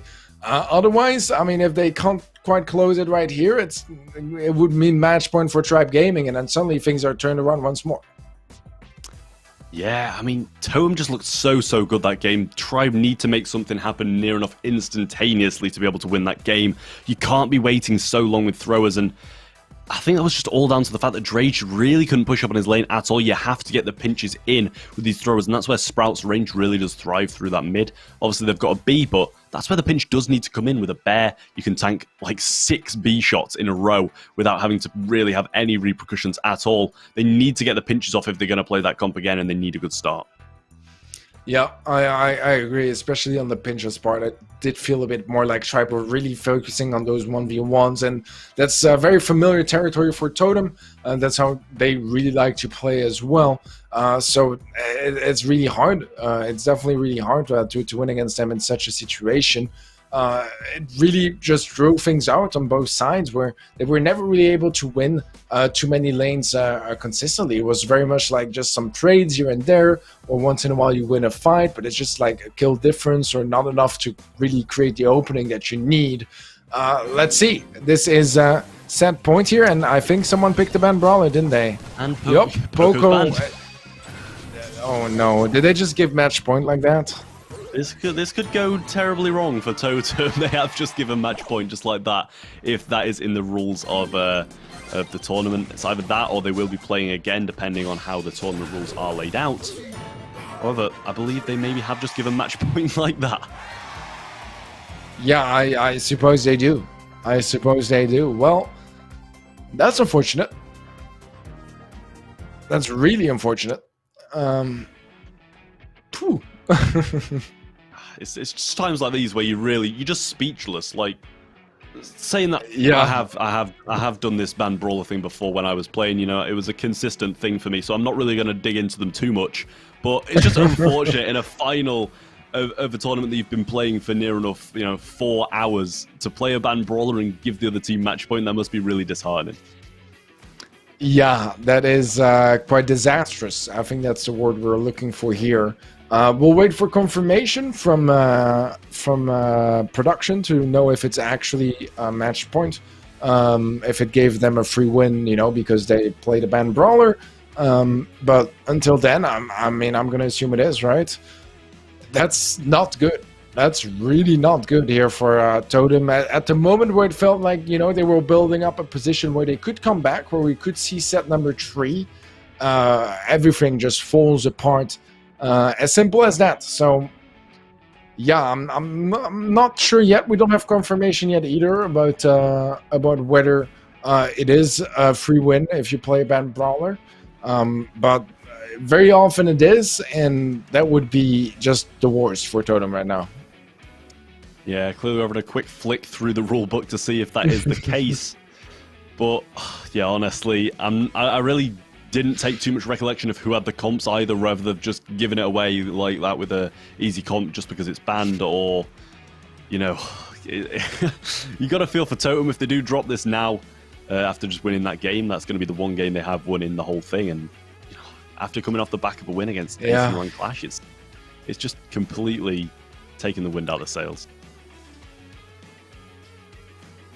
All right, apparently, if it's the first time it happens, you replay the game and you get a warning. After that, it's a loss if it happens multiple times. So, fair enough, that's going to be a warning for replying Totem, a justified warning as well, because even though, you could say it doesn't matter because they can just replay it, well, they do see the comps, right? They do see the comps that the other team had planned, so you want to make sure that it is sanctioned in some way or another, and just one warning is definitely going to do that. So, yeah, it's going to be a bit unfortunate for Tribe, I guess, then, because I saw a Surge, which is definitely a bit of a surprise brawler that you don't expect to see too much on this map. It is playable.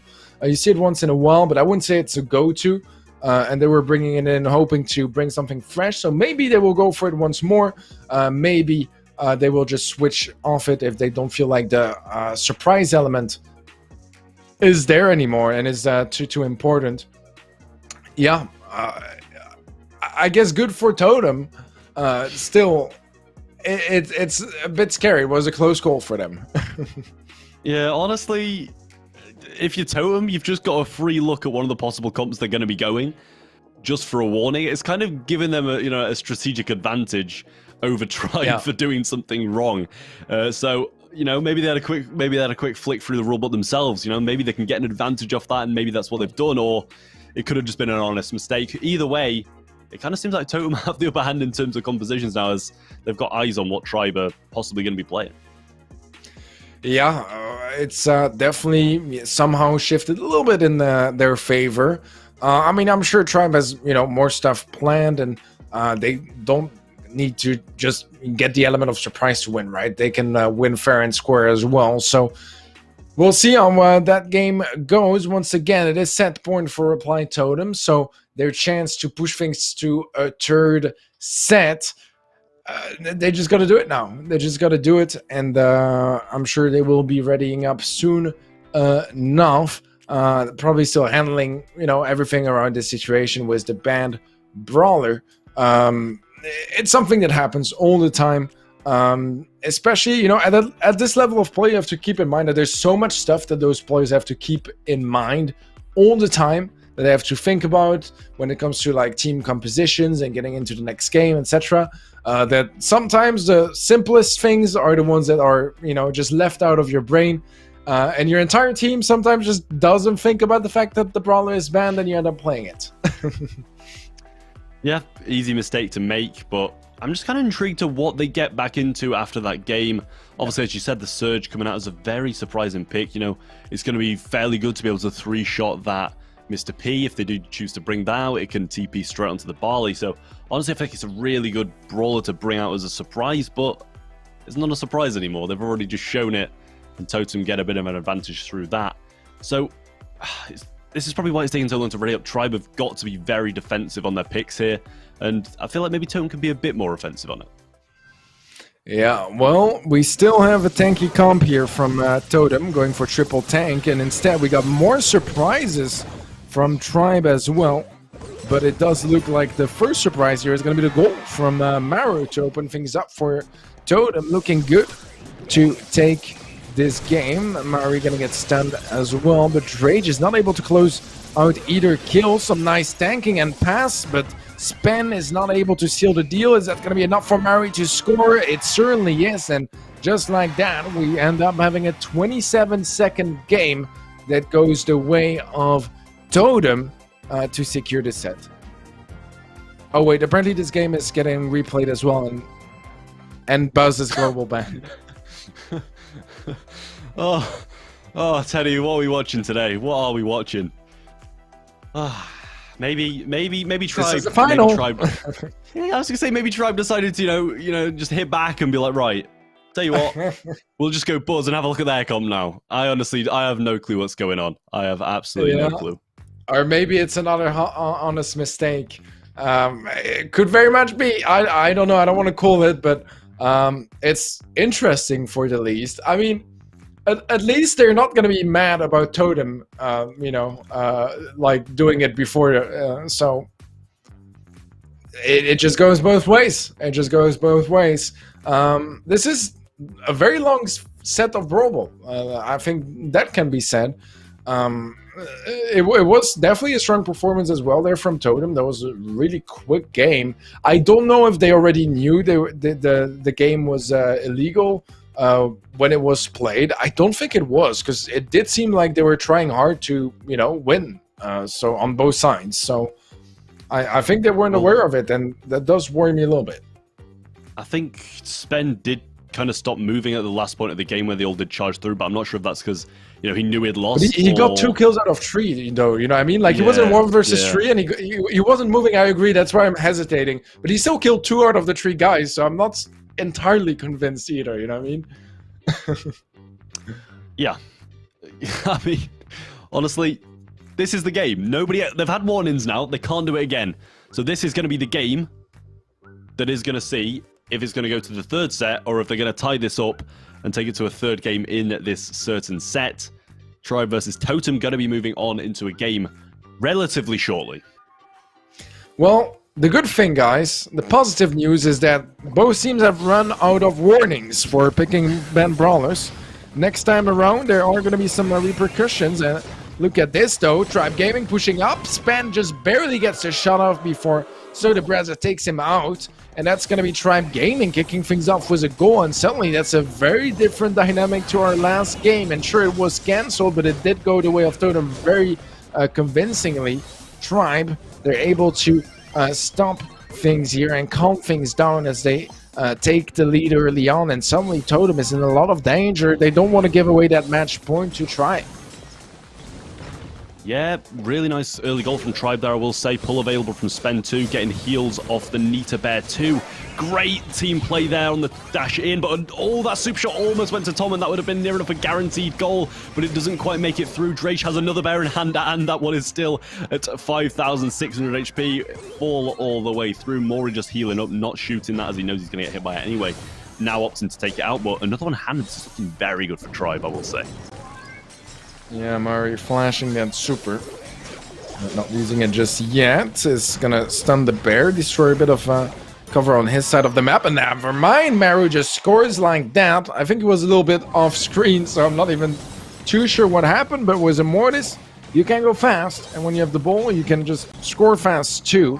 Spen might go for a shot and a kick and pull, but doesn't quite go for it just yet. Mari wants to corner up the ball, slow things down a little bit because it's been quite a hectic start of this game. But Rage takes on Maru, and in the end, yeah, it is going to be a strong push from Tribe coming in. Honestly, I don't think Drake has not had a Nita Bear on the map until just about now. He's been cycling him over and over again. Tom's going for the ball very aggressively. Pull available from Spen. He knows in this position it's going to be a good place to shoot and pull. Drake coming in too, going to get some shots off. Spen going to be taken down, but that bear is still heavily following Mori, getting the takedown, and now they are going to be in a tough position for overtime if it does go that far. Drake, yet another Nita Bear in hand, but a chain coming in from Moru, not going to be able to get it off yet again. And that is going to be him on a low amount of HP, being kept there by Spen 2 with his trickle damage. A bear again from Drage, and these shots are coming in like wildfire. A pull to negate that super, and this is looking like Tribe are going to force this one in, as Maru can't do anything about it. And that is 1 second left. Victory for Tribe, and also match point. Oh my, this final has been full of emotions and craziness already. Match point now for Tribe Gaming. This is their shot at getting this clean 2-0, not forcing Siege into this match, and the opportunity to just, you know, get the clean win in the grand finals. I mean, that would be quite a strong performance throughout this day, but Totem, I don't think they're done fighting just yet. I think they can still push things to set number 3 no matter what. It's just one game that decides that all, if we end things here with a 2-0 sweep in favor of Tribe Gaming, or if we go to set 3. Yeah, honestly, it kind of felt like a bit of reverse psychology there. They did play that comp when the banned brawler in Buzz was played. So they decided to go again, maybe thinking that Tribe didn't expect them to, but then again, honestly, I don't think that comp is too good against Triple Tank. I think that maybe Tribe just played it well. Drage obviously played it phenomenally. As I kept on saying throughout the game, there wasn't a time where a bear wasn't on the field. So they obviously played that very, very well. Totem on the back foot now have to get this game win. And if they do, it's going to give them a huge chance of winning the whole thing. Yeah, I couldn't agree more. I think that, you know, if you can get a quick 2-0, it's just so much safer, so much less risk and problems than if you end up going to a third set, because then suddenly it's a best of one that just decides the outcome of the entire match. If you can get a clean 2-0, you just get out of a lot of stress and make sure they secure those points and that money for first place. We have to keep that in mind as well, right? There's quite a bit of prize pool throughout the qualifiers. The teams, they are aiming to get as much of it as they can, but those points also for the playoffs are so immensely valuable. Just getting in the top 8 secures you some points. I think in the finals, both teams are going to be happy with this qualifier because it's quite a bit of points, some decent money too. But they both won first place. That's what they're grinding for. That's what they strive for. And here we move on. And this is quite a counter comp, actually, in favor of Totem, I would say, against Tribe. But it does seem like Tribe is able to create a lot of space early on. There will be the trade, which should slow things down. and go a bit more about an even situation, unless Totem are able to capitalize off it really fastly. Actually, Spen goes down. Tom not in the best position. If he can't get a good stun, he might end up going down too, and then Totem will have so much control. Drage not able to get his bats in time there. That would have been an absolutely explosive play. Super available from Tom, though. He's got to try and get it off here. Does catch Slow Debreza on the edge of it, but that bear's just going to heal him up as soon as it does get out of the slow. And now Totem in a very good position to take this game, especially with this comp. Oh, really nice charge though from Spen coming in, cycling it, getting taken down though. And Drage does get those bats eventually, but is taken down as he switches his focus to Mori instead of facing against Maru.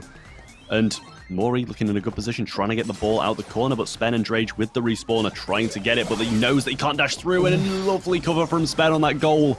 Honestly, this game is very, very hectic, and Tribe need to make something happen now that the B's down.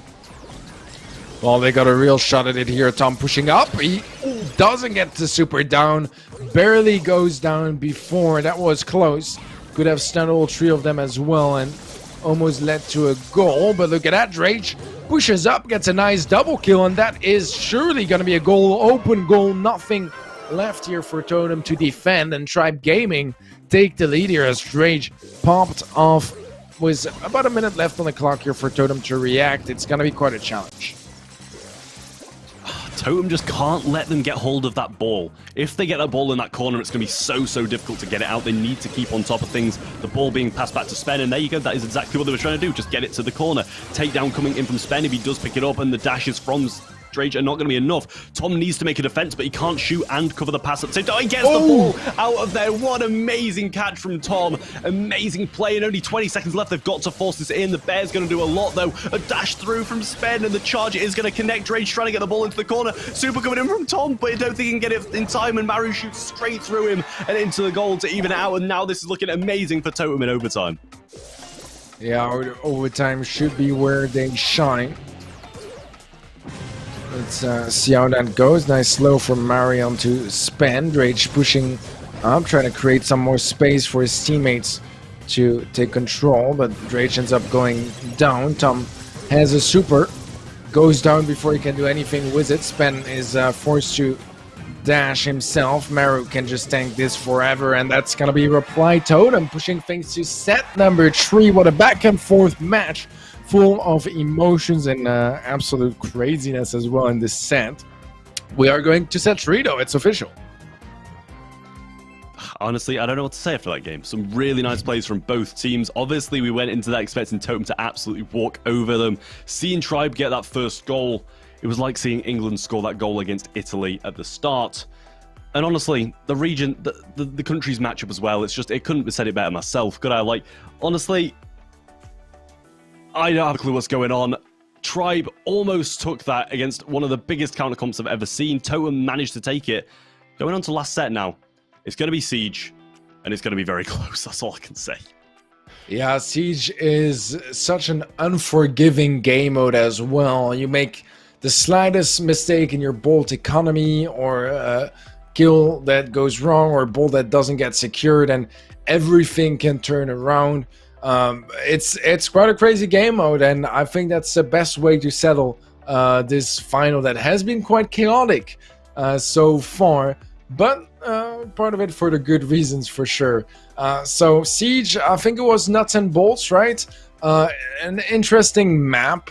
I think that Gene that wasn't banned could be a good option here for mid. You could go for a lot of different stuff, to be completely honest. I think Sprout is really solid as well, especially for the more defensive aspects of the map. I think that honestly Lou is also really solid, especially if you want to, once again help in defense. I feel like having either a Sprout or a Lou can be just so beneficial at making sure that you have to defend. You didn't get the siege, but it's unfortunate. But if you get a perfect defense right after it, then it doesn't really matter too much. Yeah, I mean, Mortis has been coming into the meta very, very heavily recently, even in Siege. We've seen him played a lot, and honestly, I'd usually just recommend straight up Barley and Sprout, but with that possibility of the Mortis, which people are kind of trying to catch onto now, especially in Europe, as we know, has been played quite notoriously in NA for quite a while in Siege. started off as a meme, but honestly, it works better than ever now, as the double thrower meta is absolutely huge on near enough every single map that is played. So, you know, you've really got to be wary about that. So it could force out some form of tanky comp as well.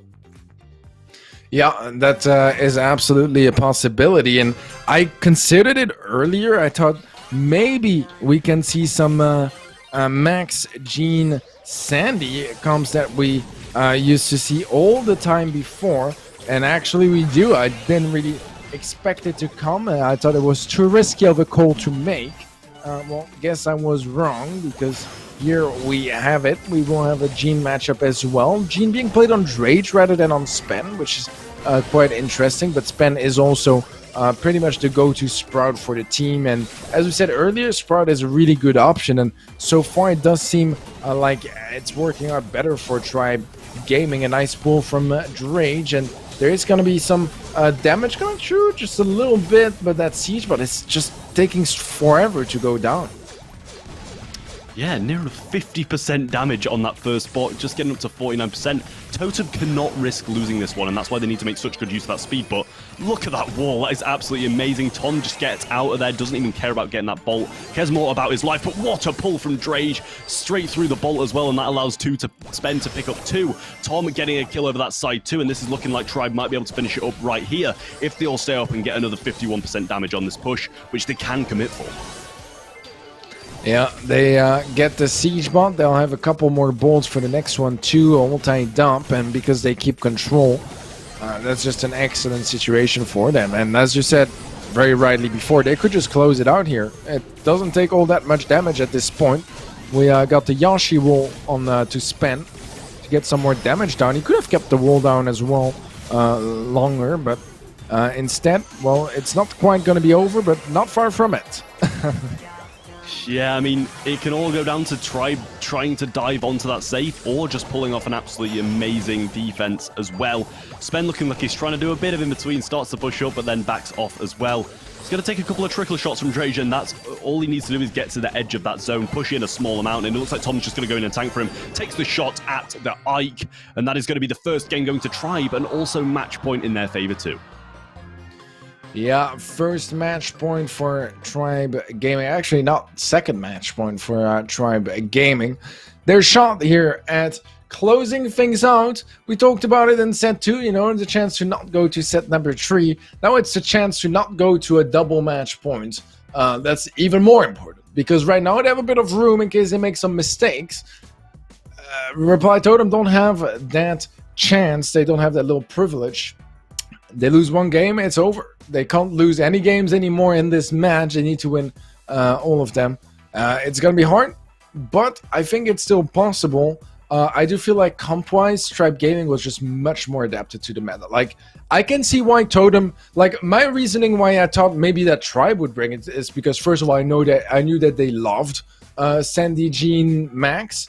And I knew that, you know, right now Sandy did get buffed. It's really good in the meta. With the recent gadget coming up. And Max is kind of slacking, not really where it used to be, but I still feel like it's a playable comp. I expected it to come from Tribe Gaming, not from Totem.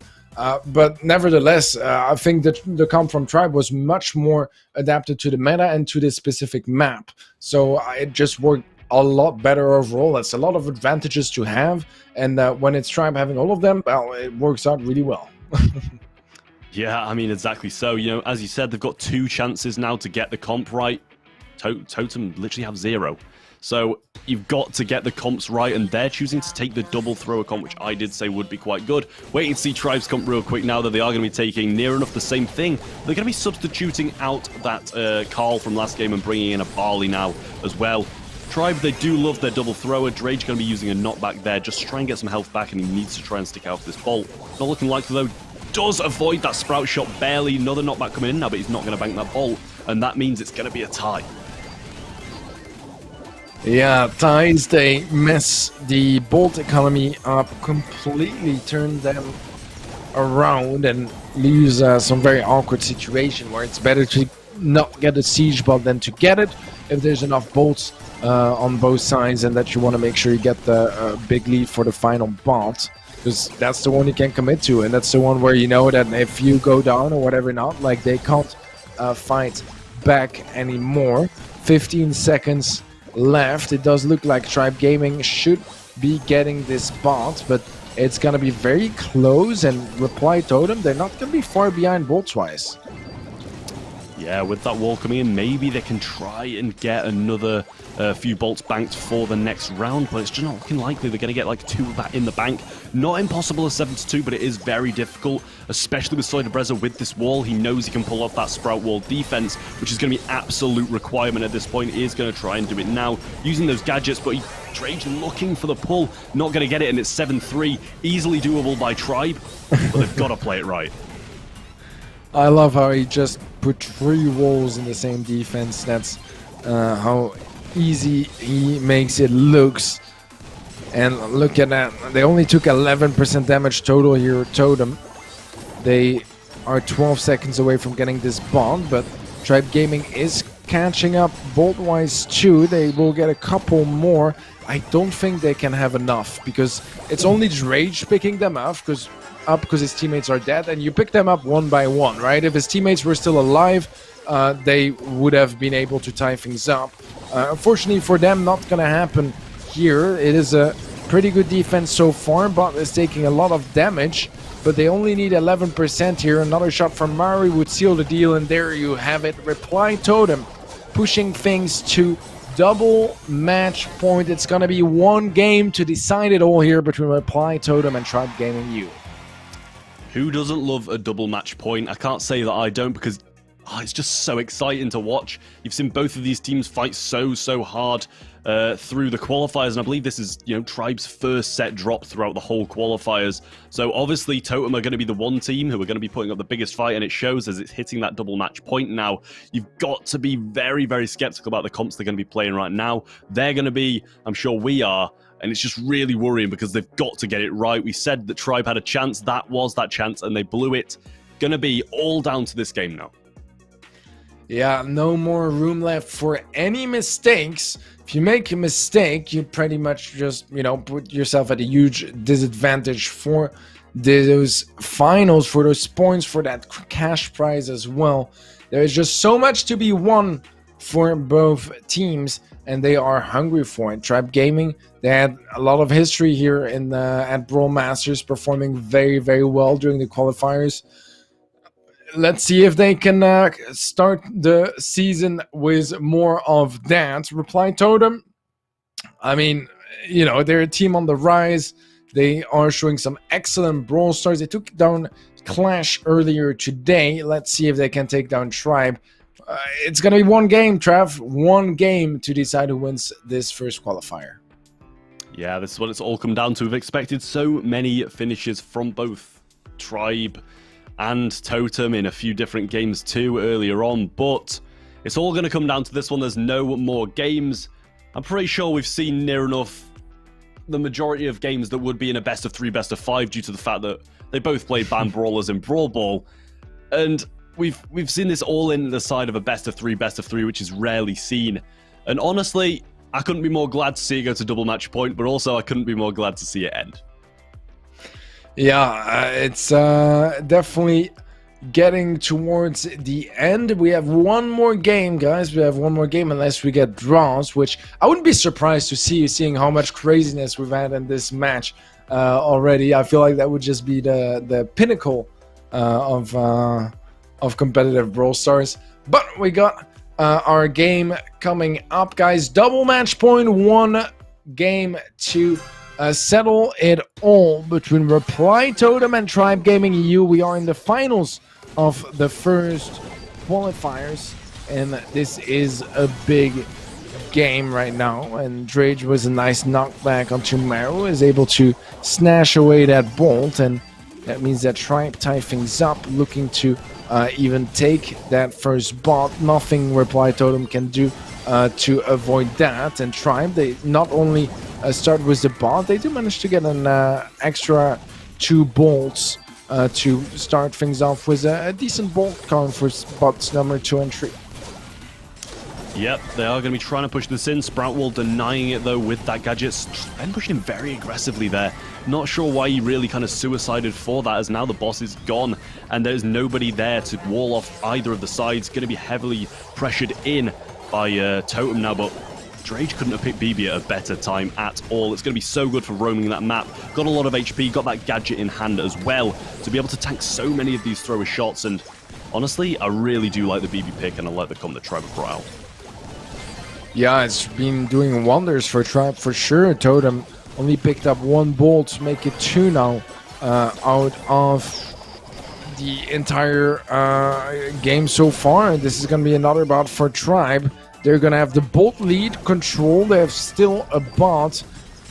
This is quite disastrous. I think that, yeah, Soydebreza is able to get another wall, but he doesn't have a whole lot of gadgets left to use. And yeah, right now it's all about that final siege bot. It's the final game of the final set of the finals. And we are going to our final siege as well, Trav.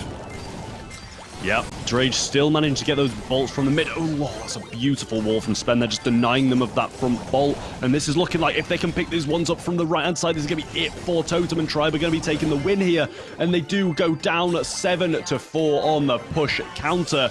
And that is going to be Tribe taking the win over Reply Totem and winning the first open qualifier of Brawl Masters Summer Edition. Yeah, Tribe on both EU and DNA roster. I've had quite a bit of experience in Brawl Masters, especially winning group stage matches or group stage qualifier stage matches.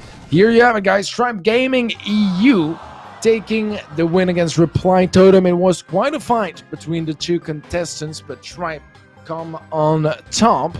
They will be securing first place. Quite a bit of money, quite a bit of points as well for this season. We will get to those juicy details in a bit. But what a match and what a day of competitive Brawl Stars, Trav. Yeah, honestly, I couldn't have asked for better games myself. We've seen upsets, we've seen absolutely amazing gameplay, we've seen the new gadgets being played, and honestly, this is some of my first time watching the new gadgets, definitely my first time casting over them. And honestly, I can't wait for next week where Buzz is going to be in play, and we're going to see even more new stuff come to competitive. Yeah, I'm super excited. Buzz, by the way, for those of you guys wondering, was a global ban today, is not going to be a global ban next week. So you will be fully playable for absolutely everyone. And that can be quite game-changing. I'm not so sure yet where he stands in comp. I've seen some say it's not really strong, some said it was. But yeah, all that stuff, you'll be able to figure that out next week. We got the brackets for today. Trav, why don't you run us through this one?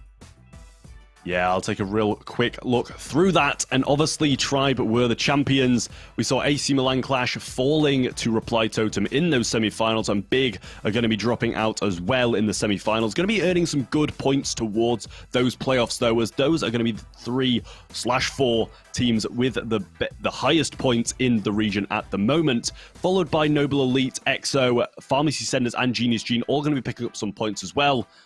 And obviously, we've got to commend the round of 16 people as well for getting here, as they have passed a few rounds to get to that stage to be starting with.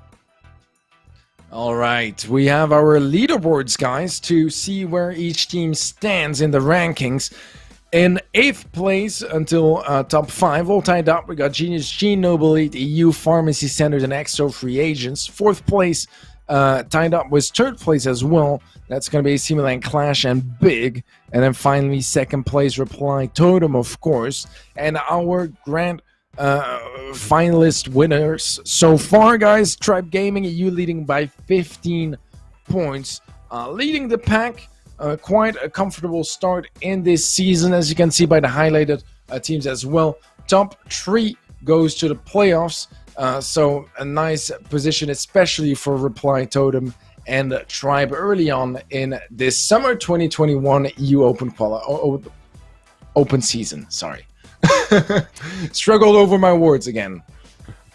Yeah, as you say, great start for all of the teams to at least make it to the quarterfinals. And obviously going up from there, we did just see the leaderboards of all the teams who have earned points today. Obviously, guys, tune in at the same time next week as well for the next Open qualifiers. Are going to be starting at, just trying to work out because my time zone, 6 CEST in next week on Thursday as well. Yeah, time zones are difficult, Trav. Don't worry about it. Obviously, make sure you're here for EU next week. Make sure you are here tomorrow for North America as well. We got some different casters for that, so you won't see us, but you'll have some local casters from NA. Obviously, you know, full frontage and ready set. So super excited to watch those guys working together. With that being said, this is going to be the end of our first qualifier show here. Big shout out to everyone behind the scenes, admins, production, Tribe, obviously G Fuel as well for powering the event. And a big congratulations to Tribe Gaming EU for taking yet another dub here in this first qualifier for EU. With that being said, thank you very much for watching, and we will see you guys next week or tomorrow if you guys are watching NA as well.